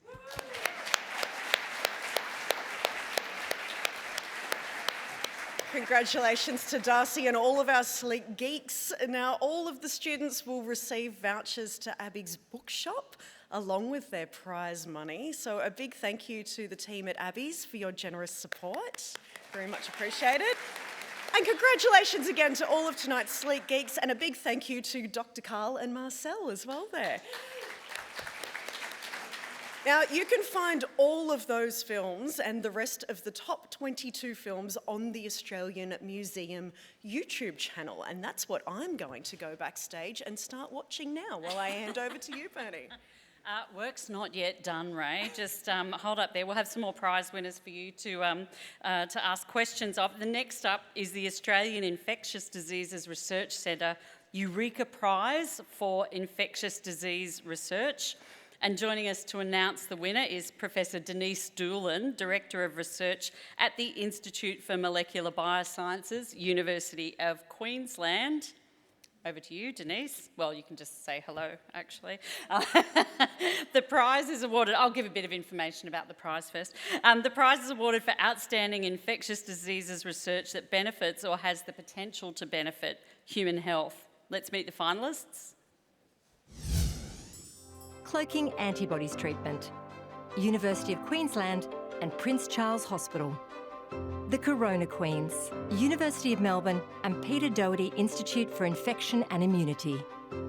Immunity to COVID, University of Melbourne and University of New South Wales. Fantastic. So just a bit more detail. We've got a team tackling antibiotic resistance, big problem, by using a novel approach which removes antibodies. The Corona Queens, who've advanced our understanding of how the immune system fights COVID-19, and a project shedding crucial light on the role of antibodies in combating COVID-19. And now, over to you, Denise. Thank you. It's my great pleasure to announce that the winner, the 2023 Australian Infectious Disease Research Centre Eureka Prize for Infectious Disease Research is the Corona Queens. Woohoo! Our team at the University of Melbourne has advanced the medical community's understanding of how the human immune system fights against COVID-19. We have investigated immune cells during COVID-19 infection and vaccination in high-risk groups, including children, elderly, pregnant women, cancer patients, and people living with comorbidities. Importantly, our work has accelerated global research by revealing that these high-risk groups have robust immune responses following COVID-19 infection or vaccination to protect them from future infections. Woohoo! And we have all three Corona Queens, the entire ensemble here tonight. Professor Catherine Kadiska, Dr. Wan Nguyen and Dr. Louise Roundtree. Yeah, congratulations. Say a few words, Catherine. Thank you so much. It's just such an honor and privilege to be here and to be awarded the Eureka Prize. We'd like to thank the Australian Museum as well as all the sponsors for supporting the awards. We'd like to congratulate all the finalists. Louise, Wan and I would like most of all to thank all our lab members, past and present, for contributing to the discoveries that really enabled us to be at the forefront of COVID research. We'd like to thank our collaborators, funders, and also all the patients and individuals that donated blood for our COVID research. Thank you. Woohoo! Don't go anywhere yet. Congratulations again. Come on up. Over to you, Rae. I'll just get you to move forward a little bit here so that I can get over here and say everyone here has benefited from the work that you three did in the early days of the COVID-19 pandemic, understanding better our immune response. So first of all, thank you. Appreciate that. But being infectious disease experts, what was it like to suddenly shift your focus to something that had gripped the whole world? Take me back to that moment. Well, it was really incredible. It's something we've been passionate for more than a decade. We've studied immune responses to seasonal pandemic, avian influenza. That's what we've been prepared for. We've analyzed immune responses in one of Australia's first COVID patients, provided that information. We led many studies, did not really stop for 2 years.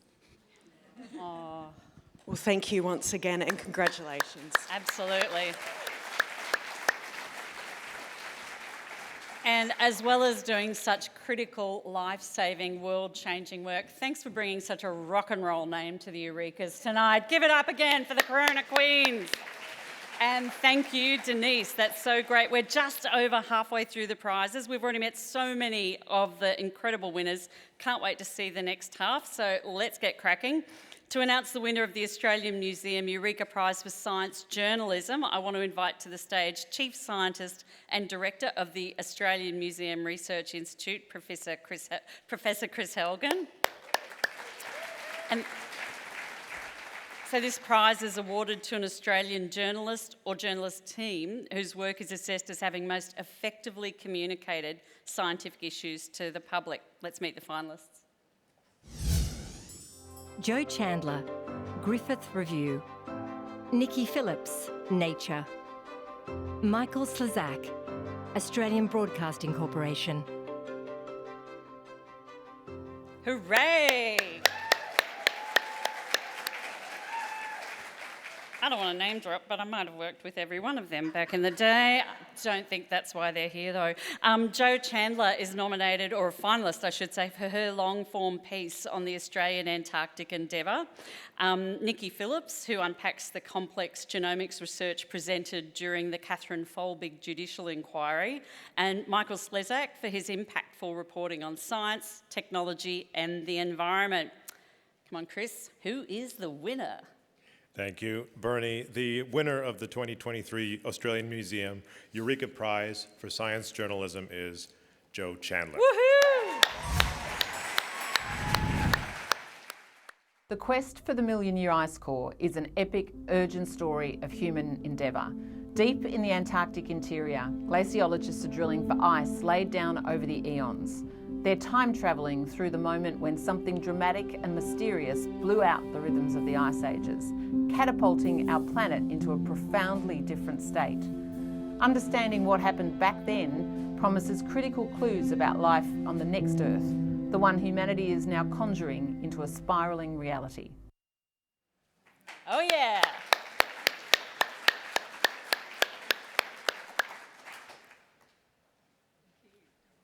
Beautiful. That's 30 seconds, Jo. 33-0. Okay, how fast can I talk? Okay, to my two co-finalists, amazing journalists, and all I can say is this is my third nomination in 10 years, and I suspect I got the sympathy vote. Huge thank you to Griffith Review and the amazing former editor who helped bring this story into the world, Ashley Hay. To the University of Melbourne, where I work as a journalism educator and who allow me to continue to tell stories as non-traditional research, which means that they're read by actual humans. No offence, present company accepted. Sorry. Just because you won the prize, Jo, don't sledge the community. I'm not sledging. I rely on the work of the journal. And to the scientists who give so much time, I followed this story over nearly 15 years and had countless interviews. And stories matter. Your stories of science matter, and it's an honour to tell them.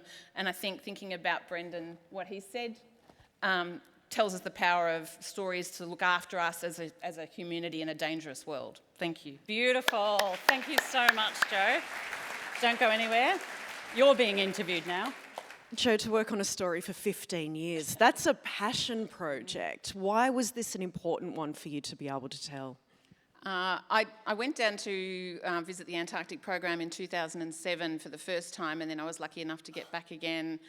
Anyone who's been to Antarctica knows it kind of gets in your blood and changes you. And at that time, there was just talk about this endeavour to pull up the oldest ice to dig a million-year core, and I was kind of listening to those conversations and hearing the logistics. How were they going to do it? How could they land planes out there? How could they get their kit out there? So I just kept following it, and as I said, the scientists are so generous with their time, walking me through it again and again until suddenly the time was ripe. Yeah, I was lucky.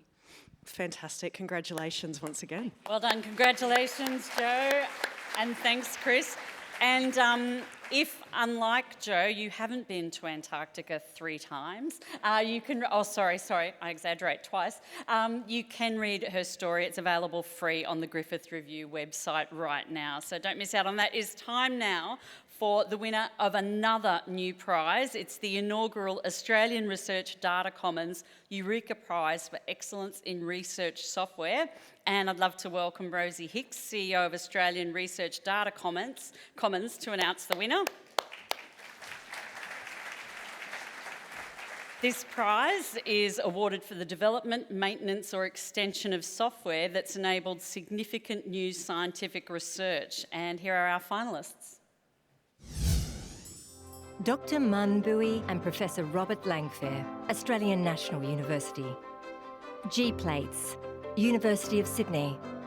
Mixomix, University of Melbourne. Fantastic, and congratulations, our finalists. So Mun Bui and Robert Langfair have developed IQ-Tree2. It's free open source software that turns DNA data into evolutionary insights. G-Plates is open source software that helps researchers build or better understand our planet's complex geological history.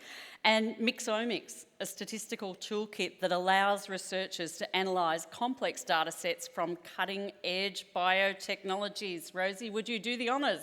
Thank you.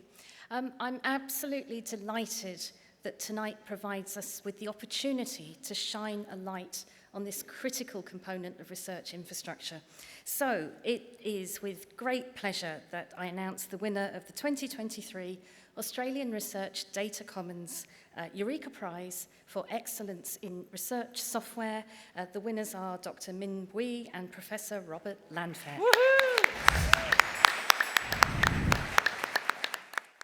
IQ-Tree2 uses advanced computing to turn DNA sequence data into robust inferences on evolutionary relationships. It has been used for everything from understanding the origins and evolution of life on Earth to tracking the emergence and spread of the virus responsible for the COVID-19 pandemic. We wish to thank the many contributors who have worked tirelessly to improve IQ-Tree2, as well as the large and engaged user community that we all work to support. We are so proud to have been part of these efforts. Yeah.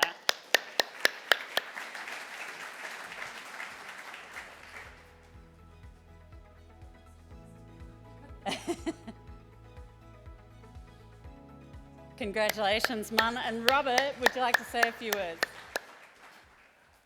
Rob and I are so honored and thrilled to receive the Eureka Prize for our IQ-Tree2 software. And this achievement would be impossible without tireless contributions from our collaborators, postdocs and students, and the amazing user community. And we would like to thank the Australian National University, the ARC, and the Chan Zuckerberg Initiative for generous funding, as well as the Australian Museum, the judges, and the Data Commons for this honor. Thank you. Thanks so much. Congratulations, Mun and Robert. And here's Rae. Hello, come on out here. So, this is software that only released 4 years ago, and it's already a daily staple for life scientists all around the world. Why do you believe it's so popular? Because Min and everybody else has worked extremely hard on making it really user-friendly, which if anyone has written software, you'll know is a really hard thing to do. We have a lot of documentation, and we answer your questions, so send us an email. There you go. You've made a good product with good customer service. Who would have thought it? Successful. Congratulations once again. Woohoo! Congratulations indeed, and thank you very much, Rosie. I'd now like to welcome Deputy Vice-Chancellor, Research and Enterprise at UNSW Sydney, Professor Nicholas Fisk, AM, to present the UNSW Eureka Prize for Scientific Research. This prize is awarded for outstanding curiosity-driven scientific research, and here are our finalists. Associate Professor Kate Quinlan and Professor Merlin Crossley, AM, University of New South Wales. Associate Professor Tim Thomas and Professor Anne Voss, WEHI. Professor Antonio Tricoli and Professor David Nisbet, University of Sydney and University of Melbourne. Well done. So we've got 3 science couples, Quinlan and Crossley, who are using CRISPR gene editing technology to investigate new treatments for people with blood disorders. Thomas and Voss, whose research has led to the development of an entirely new class of drugs that can stop the growth of lymphoma cells and liver cancer cells. And Tricoli and Nisbet for their water-repelling, non-chemical coating that hinders surface contamination. Professor Fisk, the winner, please. So, for the 2023 UNSW Eureka Prize for Scientific Research, the winner, or rather winners, not giving anything away, it's all equals 2. Yeah. Associate Professor Tim Thomas and Professor Anne Voss. Woohoo! We have developed a revolutionary way of treating cancer that essentially puts cancer cells to sleep permanently. For over a decade, we've been exploring a new class of drugs that can stop the growth and spread of tumours without damaging the cell's DNA. We hope that our work will lead to new treatment options for people with cancer without the harmful side effects of conventional cancer therapies.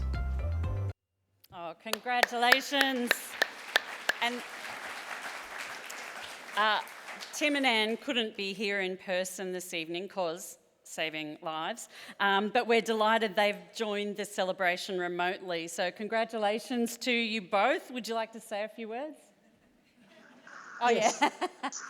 And hold your hands like this so we can see you with no. And I would first of all like to thank the Eureka judges and the organizers.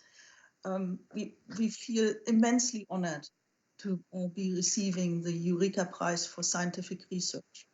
We would like to thank our many former and current lab members who have contributed to our work over the years, our many collaborators, too many to name individually. We'd like to thank the Australian and the Victorian government and philanthropic donors for our funding.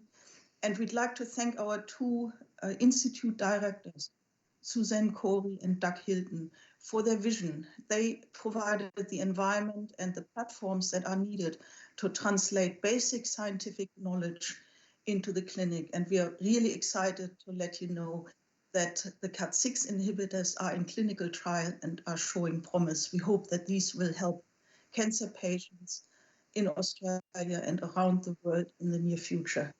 Thank you very much. Woohoo! Fantastic. Nicholas, you're not keeping that. We will put it in the post, okay? And I don't know about you, but I was seeing some body language there. Working couple or at-home couple? We'll have to do some further research. I don't know, it just looked very friendly. Congratulations again, Tim and Anne. Our next award represents another new category in the, oh, you know it happens. We've all been scientists. Another new category in the Eureka Prizes. It's the Eureka Prize for Innovative Research in Sustainability. It's sponsored by the University of Sydney, and joining us back on stage to announce the inaugural winner is Professor of Genome Biology and Dean of Science at the University of Sydney, Professor Marcel Dinger.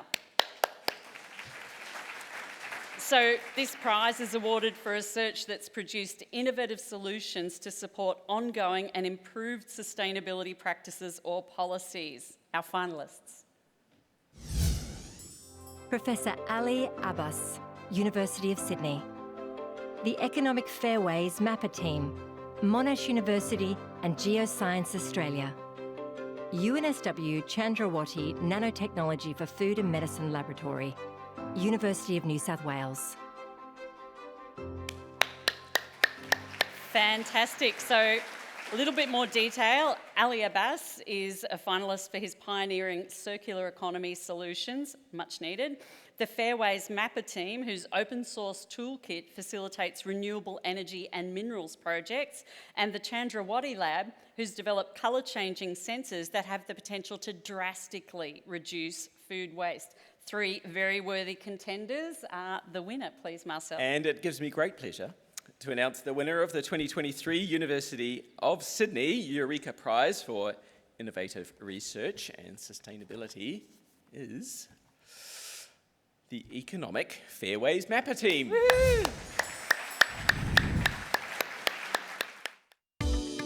Developed as part of the Exploring for the Future program, the Economic Fairways Mapper is a world-first online platform to create user-friendly maps to inform decisions about resource development projects in Australia.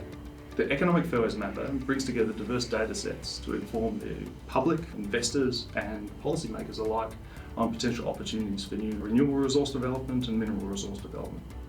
Economic Fairways is open source and free for anyone to use, and it's already informing decisions about hydrogen production and mineral exploration. Fantastic. And representing the team tonight, Stuart Walsh from Monash University and Marcus Haynes from Geoscience Australia. Congratulations. Would you like to say a few words? I am so proud of this project. It is a genuine collaboration that is driving capability and impact. I need to thank our incredibly talented collaborators at Monash University. I need to thank the teams at Geoscience Australia that support us, our domain experts who are watching at home, and our web portal developers. I think this is a real testament to the huge potential for the geosciences to help guide Australia's sustainable development and to help us to navigate the transition to net zero. Thank you. Fantastic. Thanks so much, Stuart and Marcus. And Rae will be just here. Absolutely. Do not go anywhere, because in the coming decades, the world will need to rapidly shift to sustainable sources of energy. So what kind of impacts have you had in this space already, and how do you see your project playing a part of that future?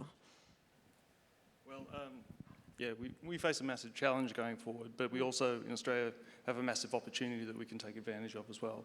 We're already seeing so many different companies that are rising to the challenge, and we're going to see some great projects going ahead in the future around the hydrogen space, green steel, green iron. You know, there's a challenge out there, but we're rising to meet it. So let's see what it brings. Beautiful. Lots of reasons to be hopeful. Thank you very much. Congratulations. Congratulations again, Stuart, Marcus. Thanks, Marcel. And it's time now for a special part of the Eureka Prizes evening, the presentation of the 2023 Amory Medal. Very shortly, we'll be joined on stage again by the Australian Museum's Chief Scientist and Director of the Australian Museum Research Institute, Amory, Professor Chris Helgen. But as Chris makes his way to the stage, because it's very far from that front row to here, let's learn a bit more about Amory. The Australian Museum Research Institute is a valued global leader in scientific discovery and conservation.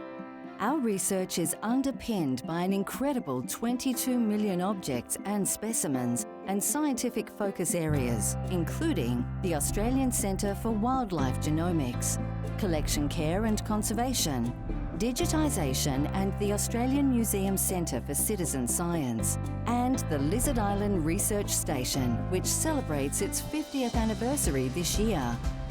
In 2023, our staff, senior fellows and research associates described 210 new species, including gobsmacking goby fish species, and the description of 33 new species of abyssal deep-sea worms. our Australian Museum staff and collaborators undertook major expeditions, including to Norfolk Island and the Indian Ocean territories. Our researchers produced a staggering 239 publications, including Professor Chris Helgen and Professor Tim Flannery on discovering how mammals island hopped from Australia to colonise the world, and taking part in a global study to combine more than 1 billion scientific objects in collections across the planet. The Australian Museum Research Institute, the power of science, communication and education to change the world.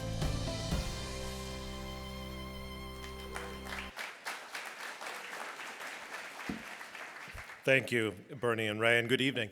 I'm honored to be here tonight amongst so many of my peers here in the science community in Australian science.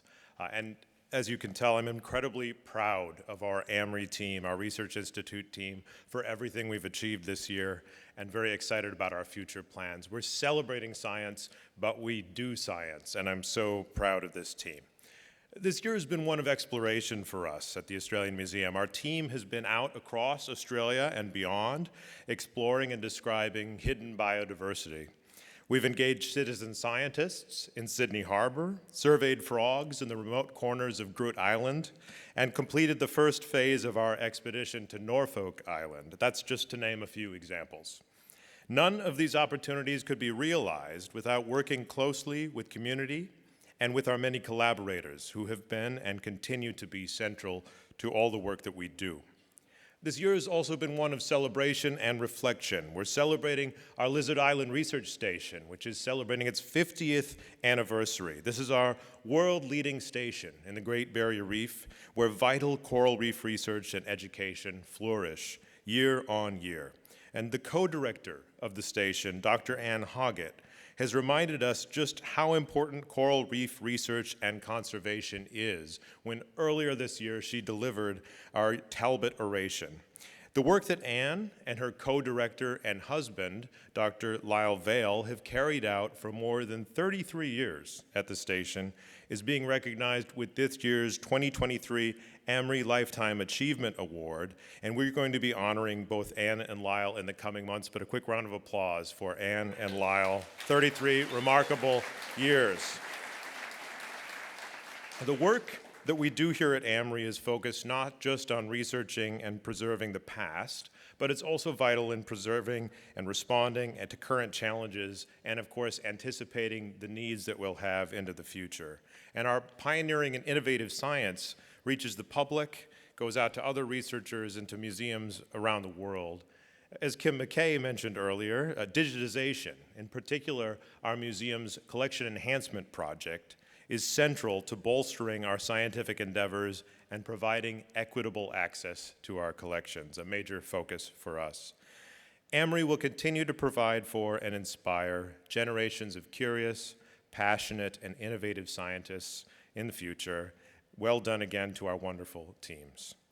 Now, I'm going to hand over to Professor Kathy Belov, Australian Museum Trustee, Chair of our Science Advisory Board, Professor of Comparative Genomics, and Pro-Vice Chancellor Global and Research Engagement at the University of Sydney, to present the very special AMRI Medal. Thank you, Kathy. Thank you, Chris, and congratulations to the entire AMRI team for another fantastic year. This evening I have the pleasure of presenting the AMRI Medal, an award to an AMRI staff member, senior fellow or team from the Australian Museum Research Institute for outstanding science and communication. And I don't think the winner knows who it is yet, so it's very excited to be able to say that this year's AMRI Medal recipient is Dr. Jodie Rowley.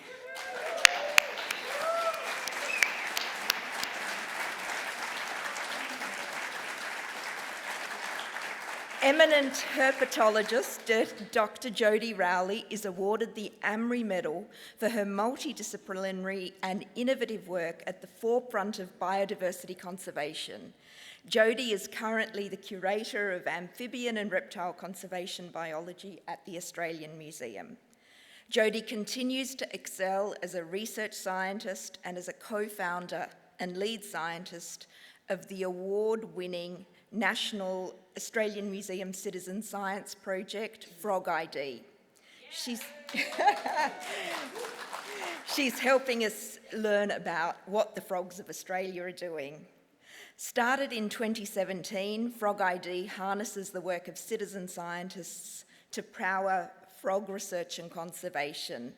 And the Frog IT team assess this data, informing conservation efforts for frogs right across Australia.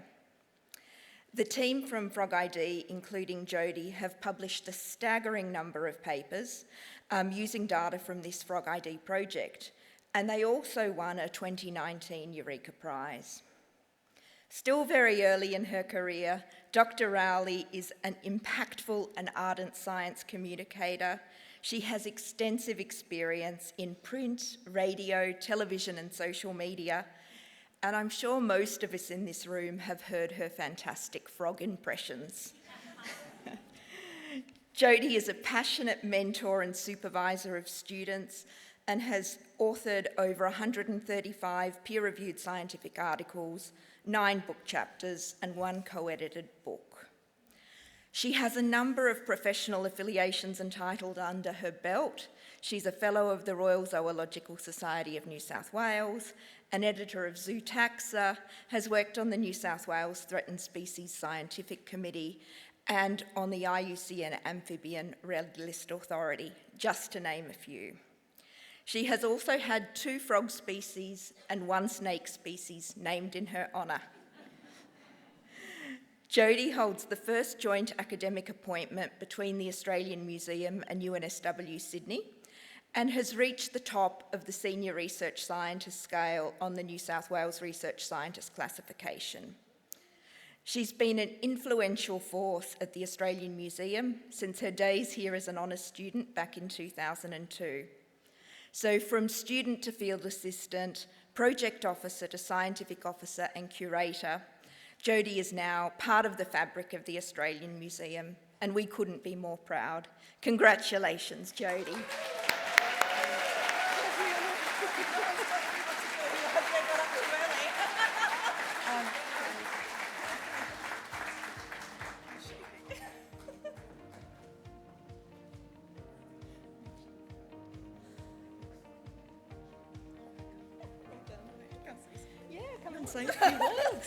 Okay, good gig, guys. I had absolutely no idea. Thank you so much. I would have bought a new dress if someone had told me. Thank you. I'm actually, for once, speechless. I can't even do a frog impersonation. Thank you so much, everyone. I'm in the support of everyone from the Australian Museum to ABC to everyone that lets me talk about frogs and everyone who uses the Frog ID app. Thank you. Where do I go? That way? Oh, I'm not done yet. You are not done yet. If you think we're letting you leave this stage without that frog impersonation, you've got another thing coming. No, seriously, we have heard an absolutely lengthy list of achievements from you. I've had to write them down. You're author of research papers, mentor, supervisor to students, co-founder of the Frog ID Pack. Very impactful science communicator here. All of this under your belt. What's next? I mean, more of the same. So I'm working, hopefully bigger, better. Everyone's involved. I mean, the Australian Museum's given me the opportunity to harness the power of everyone out there to help get the information we need to save frogs. And we're going to hit 1 million frog records pretty soon. That's incredible. Well done. Sooner if you all start recording the frogs in your backyard tonight, if you haven't already. So yeah, no, it's just a privilege to be involved in something bigger, working with everyone for biodiversity conservation. Thank you. And if you're not going to grace us with it tonight, is there somewhere online that we can see this frog impersonation? Look, here's a striped marsh frog. Bok, bok, bok. If you have something that sounds like a tennis ball being hit in your backyard, that's a striped marsh frog. Beautiful. Thank you very much. Congratulations. Yeah, you could go this way, you could go that way, you could go any way you like.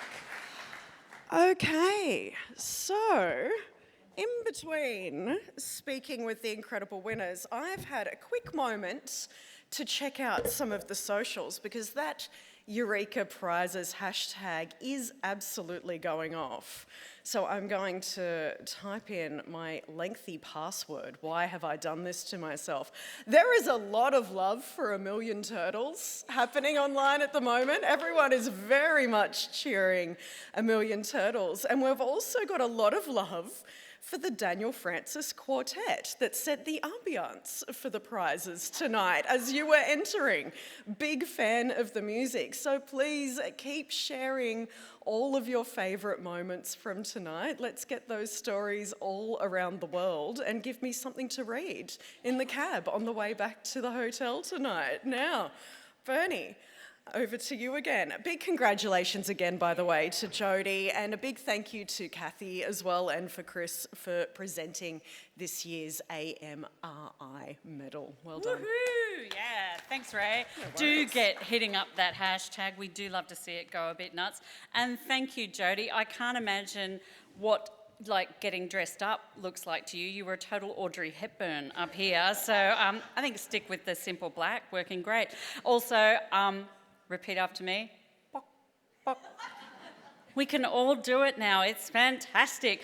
Next up in our awards is the University of Technology Sydney Eureka Prize for Outstanding Mentor of Young Researchers. And to present the prize, we have Professor Kate McGrath, Deputy Vice-Chancellor and Vice President Research from the University of Technology Sydney.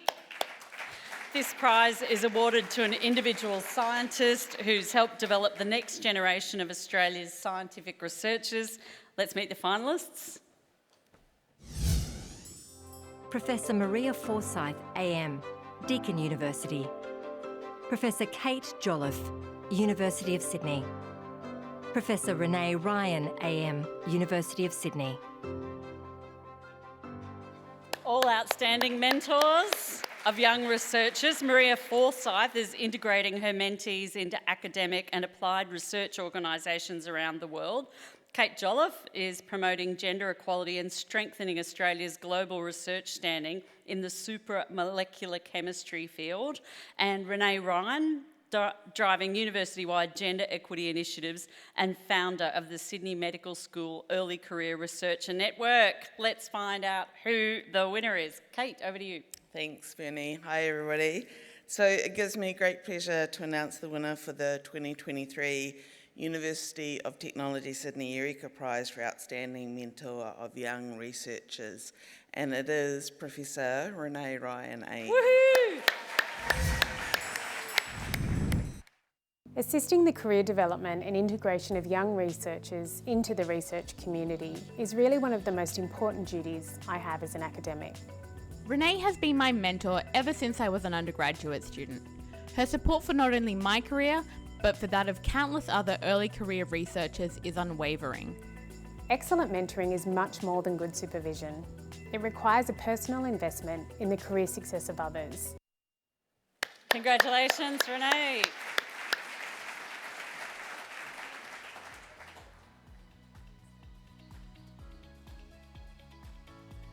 Beautiful. A few words? Thank you very much. Thank you, UTS, for sponsoring this important award, and to my fellow finalists, Maria and Kate, who do amazing work as well. I'd really like to thank everyone I've ever mentored and trained. I learn and gain so much from my interactions with every one of them, and it really is one of the most enjoyable parts of my job. I'd like to thank the University of Sydney, of course, my family, my husband who's here with me tonight, and my 2 girls for all their love and support. Yeah, beautiful. Congratulations, Rae, and thank you, Kate. And, oh, yes, please. I've never had so many people so horrified to see me as they try to exit a stage. They're like, oh, now I have to talk to you. Congratulations, Rae. You're clearly an outstanding mentor for individual researchers, but you've also led to the introduction of policies and programs to drive positive cultural change, and you really embed that culture of mentoring within the university. What changes have you seen so far in your time there? Oh, I think we've seen huge changes, not just at the University of Sydney, but really across Australia, in improving research culture and how we do mentor and train and support the next generation.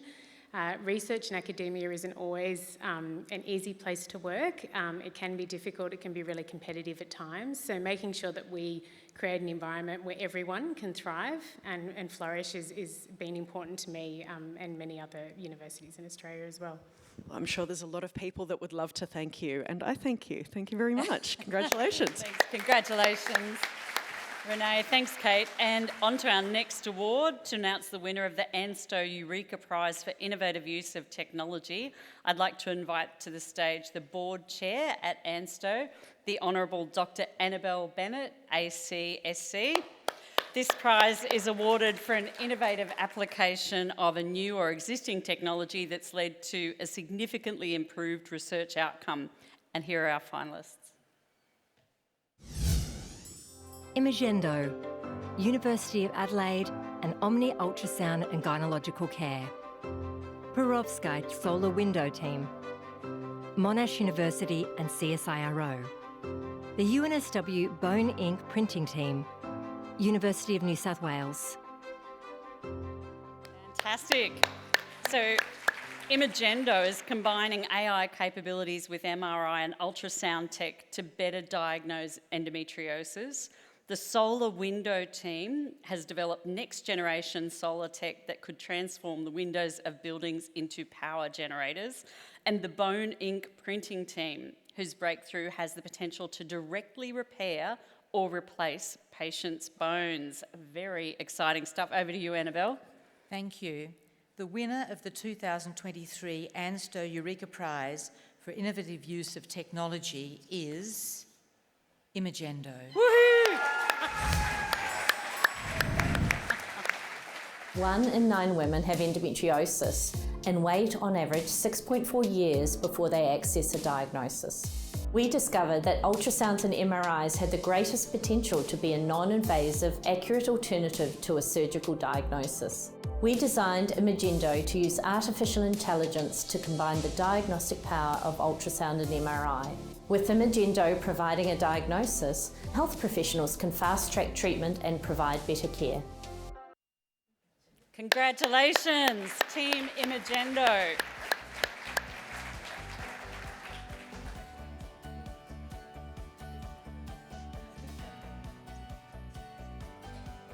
That's fantastic. Professor Louise Hull from University of Adelaide is going to say a few words on behalf of the team. Thank you so much. We just can't believe it here. I want to thank ANSTO and the Australian Museum for 3 things. The first is the acknowledgement that 1 in 10 women and people assigned female at birth should have an option of to be able to diagnose their disease without needing surgery. And I think that's really important.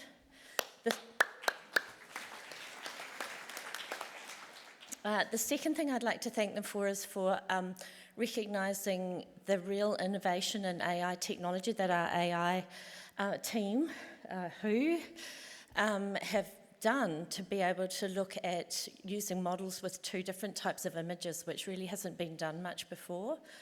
And the third thing I'd like to thank them for is really for acknowledging this amazing team we have of a very large number of people across a lot of different disciplines and across a lot of different cities in Australia and also in North America and in the UK that have brought all this technology together to help people with endometriosis get a diagnosis. So thank you very, very much.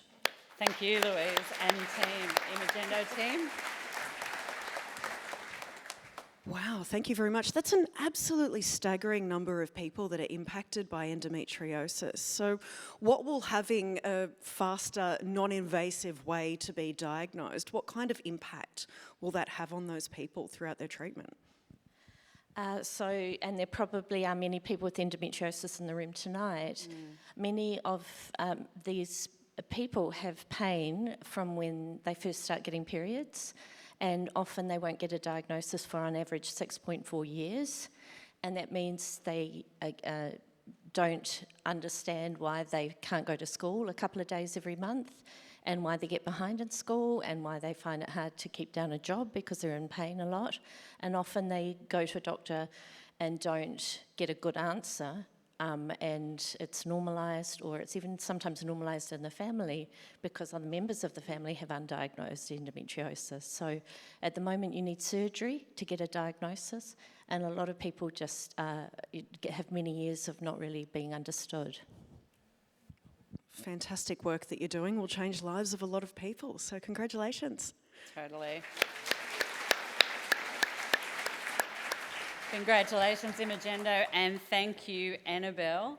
And we've just got 3 prizes left this evening. Our next is the Macquarie University Eureka Prize for Outstanding Early Career Researcher. Now, I'm absolutely rapt to invite to the stage Professor Saki Pretorius, Deputy Vice-Chancellor Research at Macquarie University, to announce the winner of the Eureka Prize for Outstanding Early Career Researcher. Dr. Feng Wang Li, University of Sydney. Dr. Jiao Van Li, University of Adelaide. Associate Professor Nushin Naziri, Macquarie University. Fantastic early career researchers, and an early career researcher is someone under the age of 35 or within 5 years of being awarded their PhD. These incredible researchers, Feng Wang Li's research offers emissions-intensive industries new pathways towards net zero. Jiao Van Li is developing a micro-endoscope as thin as a strand of hair and powerful enough to detect signs of heart disease. And Nushin Naziri, who's invented a wearable device that alerts users to UV radiation overexposure. Saki, the winner, please. Well, congratulations to all the finalists. The winner of the 2023 Macquarie University Eureka Prize for Outstanding Early Career Researcher is Dr. Feng Wang Li. Carbon dioxide, or CO2, is the primary greenhouse gas that contributes to global climate change. My research provides an innovative solution to reduce CO2 emissions. My lab is developing electrolysis technology to transform CO2 into products such as ethylene for making everyday items. This helps us create a circular economy where carbon is recycled instead of being released into the atmosphere. Fantastic. Now, unfortunately, Dr. Li isn't available to attend this evening, but I've been told his father-in-law is here to represent him. I'm having a guess someone else has opted in for that. Yeah, his wife, Mrs. Li, probably Dr. Li as well. Would you like to say a few words? Hi, everyone. Unfortunately, Dr. Li cannot make it for this wonderful event tonight. He asked me to say some words, and here I quote. Thank you so much for this honor. Achieving net zero is the biggest challenge of our generation. I'm deeply grateful for the recognition of the importance of my research on sustainable catalysis. I hope that it will inspire other young researchers to contribute to this important area. I'd like to thank all the support from my supervisor, collaborators, mentors, and advisors. Thank you. Oh, beautiful. I think he also meant to thank his wife for all the support during that time. Thank you so much. Yeah. Now, before you run off stage, don't worry. I am not going to ask you to explain how your husband created a more efficient process for using renewable energy to convert waste carbon dioxide emissions into ethylene, even though you probably could. You've heard all about it at home, right? I think that 30-second speech is the maximum that I can do. But you must be very proud. Yes, I do. Yeah. Thank you. Thank you very much. Congratulations. Congratulations. Well done. Incredible. We are getting to the end. Thanks again congratulations to Feng Wei in absentia, and thanks, Saki. 2 more prizes, as Rae said. So up next, the Celestino Eureka Prize for Promoting Understanding of Science. Joining me on stage to present this prize is Celestino's General Manager of Business Development, Duncan Challen. This prize is awarded to an individual scientist who's shared their expertise with a broad audience, informing, enthusing and engaging the public. And a fun fact, this was one of the 3 original Eureka Prizes first awarded back in 1990. So there's an incredible alumni of Australian scientists who've won this prize over the past 3 decades. Okay, who are our finalists? Let's see. Dr. Leela Landowski, University of Tasmania. Dr. Ewan Ritchie, Deakin University. Professor Toby Walsh, University of New South Wales. Congratulations to those finalists. So Leela Landowski is breaking down the complexity of neuroscience to inform and inspire new generations of scientists. Ewan Ritchie is building our understanding of how science can help overcome significant environmental challenges. And Toby Walsh is leading thoughtful public discussion about our AI-driven future. Duncan. The winner of the 2023 Celestino Eureka Awards for promoting the understanding of science is Professor Toby Walsh. From astronomy to zoology, AI is starting to play an important role in our lives. It's therefore important for the public to understand the benefits and the risks. You can, for example, no longer believe everything you see. The Pope in a puffer jacket, the Pentagon on fire, both deep fakes. I'm therefore keen to engage the public in this important conversation. Of course, I do all the actual work.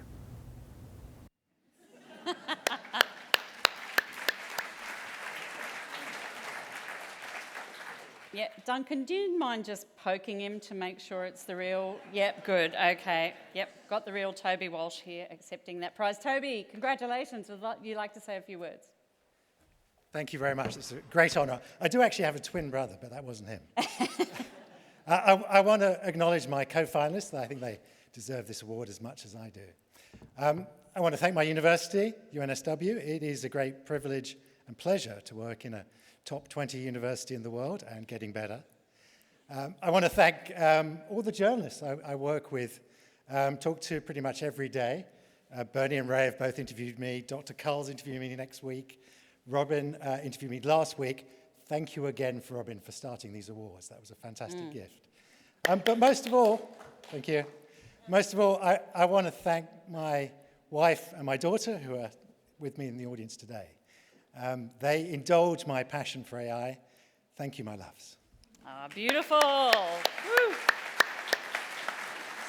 Through here. Hello again, friend. How are you? Good to see you again. Good to see you too. Now, you have been studying AI for 30 years now, and I feel like at regular intervals I drop on in to see what you're excited by. I think there's a lot of fear and uncertainty about AI at the moment, but I want to know what is really firing your brain with happiness for the future of AI. I'm really happy. I've been dreaming about this for actually 50 years, ever since I was a little boy reading science fiction.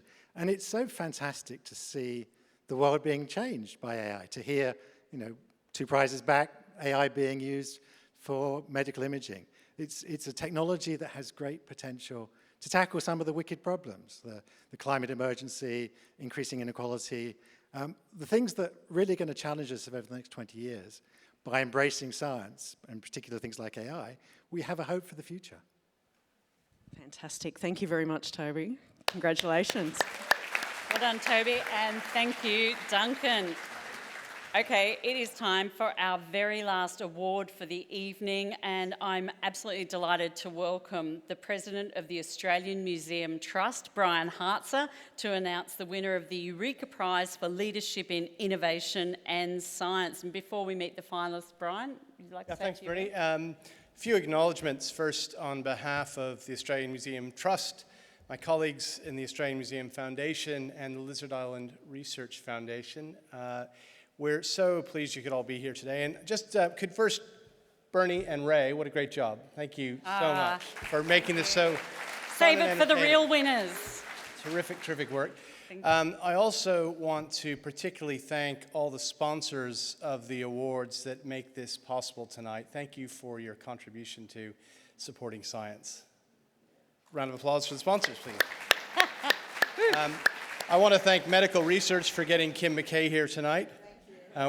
We're all very grateful. And also, this is an immense exercise to put on. I think the team working on this has been going for 6 months or something to put this on.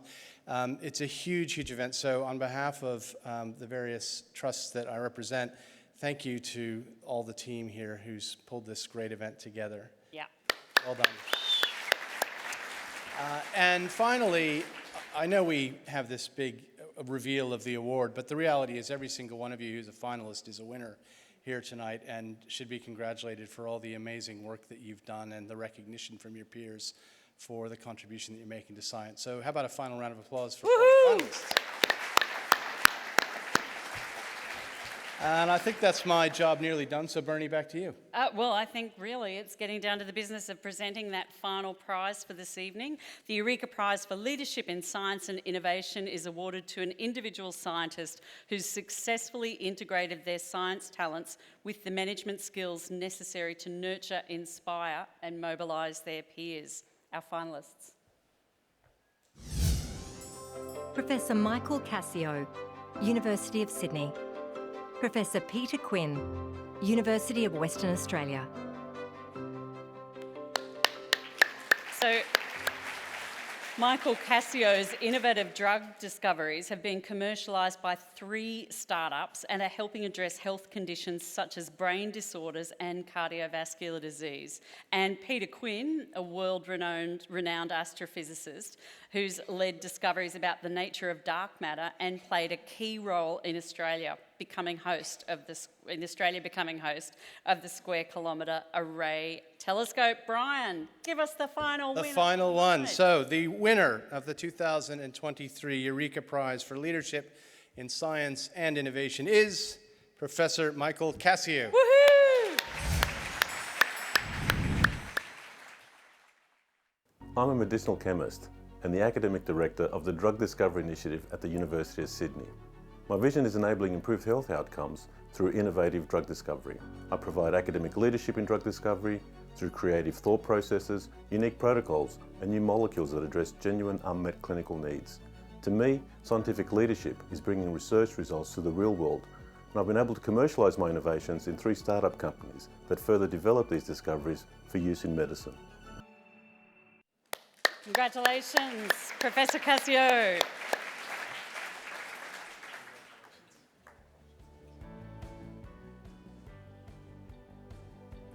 And a few words? Not compulsory, but well, I was told as the last speaker I get 60 seconds, so yeah, maybe. Look, I'd just like to thank the Eureka judges. It really is truly an honour to be given this award, but I'm also particularly proud of the work that my team and I have done over many, many years, and it's in recognition of their work that this award is for them as well. As I keep saying, in science, you don't do things. Science doesn't happen at an individual level. It's when great people come together that great things actually happen. And to that effect, I have to acknowledge the University of Sydney because it does provide, I think, the best environment in the country to let you be the best you can be, and that's really, really important. And speaking about the best you can be, I have to acknowledge my wife, who's here with me today, and my 3 kids at home that are watching. Hi, guys. Thank you very much. Woohoo!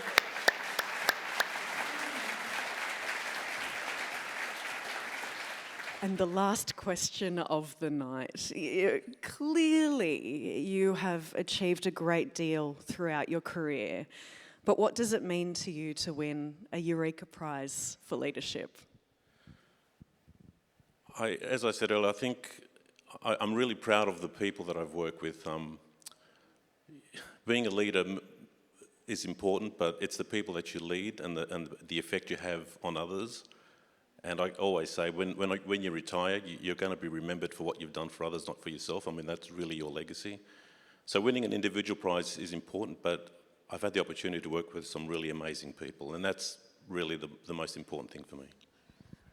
I see why you've won this prize. Congratulations. Fantastic response. Thanks so much, Michael. And with that, do you want to lead this way? I'm staying up here for a second because this is the end, Bernie. That's it. This concludes tonight's awards ceremony. A big thank you for everyone who got involved on the socials tonight. Woo. Much appreciated. #thank you. #Eureka Prizes. Don't confuse them. Yeah. It has been an absolute pleasure to be one of your hosts this evening, alongside the absolutely legendary Bernie Hobbs, everyone. Yes, thank you. Thanks. And right back at you, Rae. But let's not forget, we are here celebrating the best of the best in science. It has been great. One more huge round of congratulations to the winners, the runners-up and the finalists. Thank you to every one of you here for being in the room or online to celebrate their achievements. If you want to learn more about tonight's finalists and winners, come back to the Australian Museum in September for a special Eureka talk, where you can find out details about that on the website. For those of you who've been joining us online, now's the time when we leave you. Thank you so much. It's difficult to be there on your own in your tracky dacks, just watching all the glamour here, but we really appreciate it. And I know our finalists and winners have felt the love. So we hope to see you back here for the 2024 Eureka Prizes.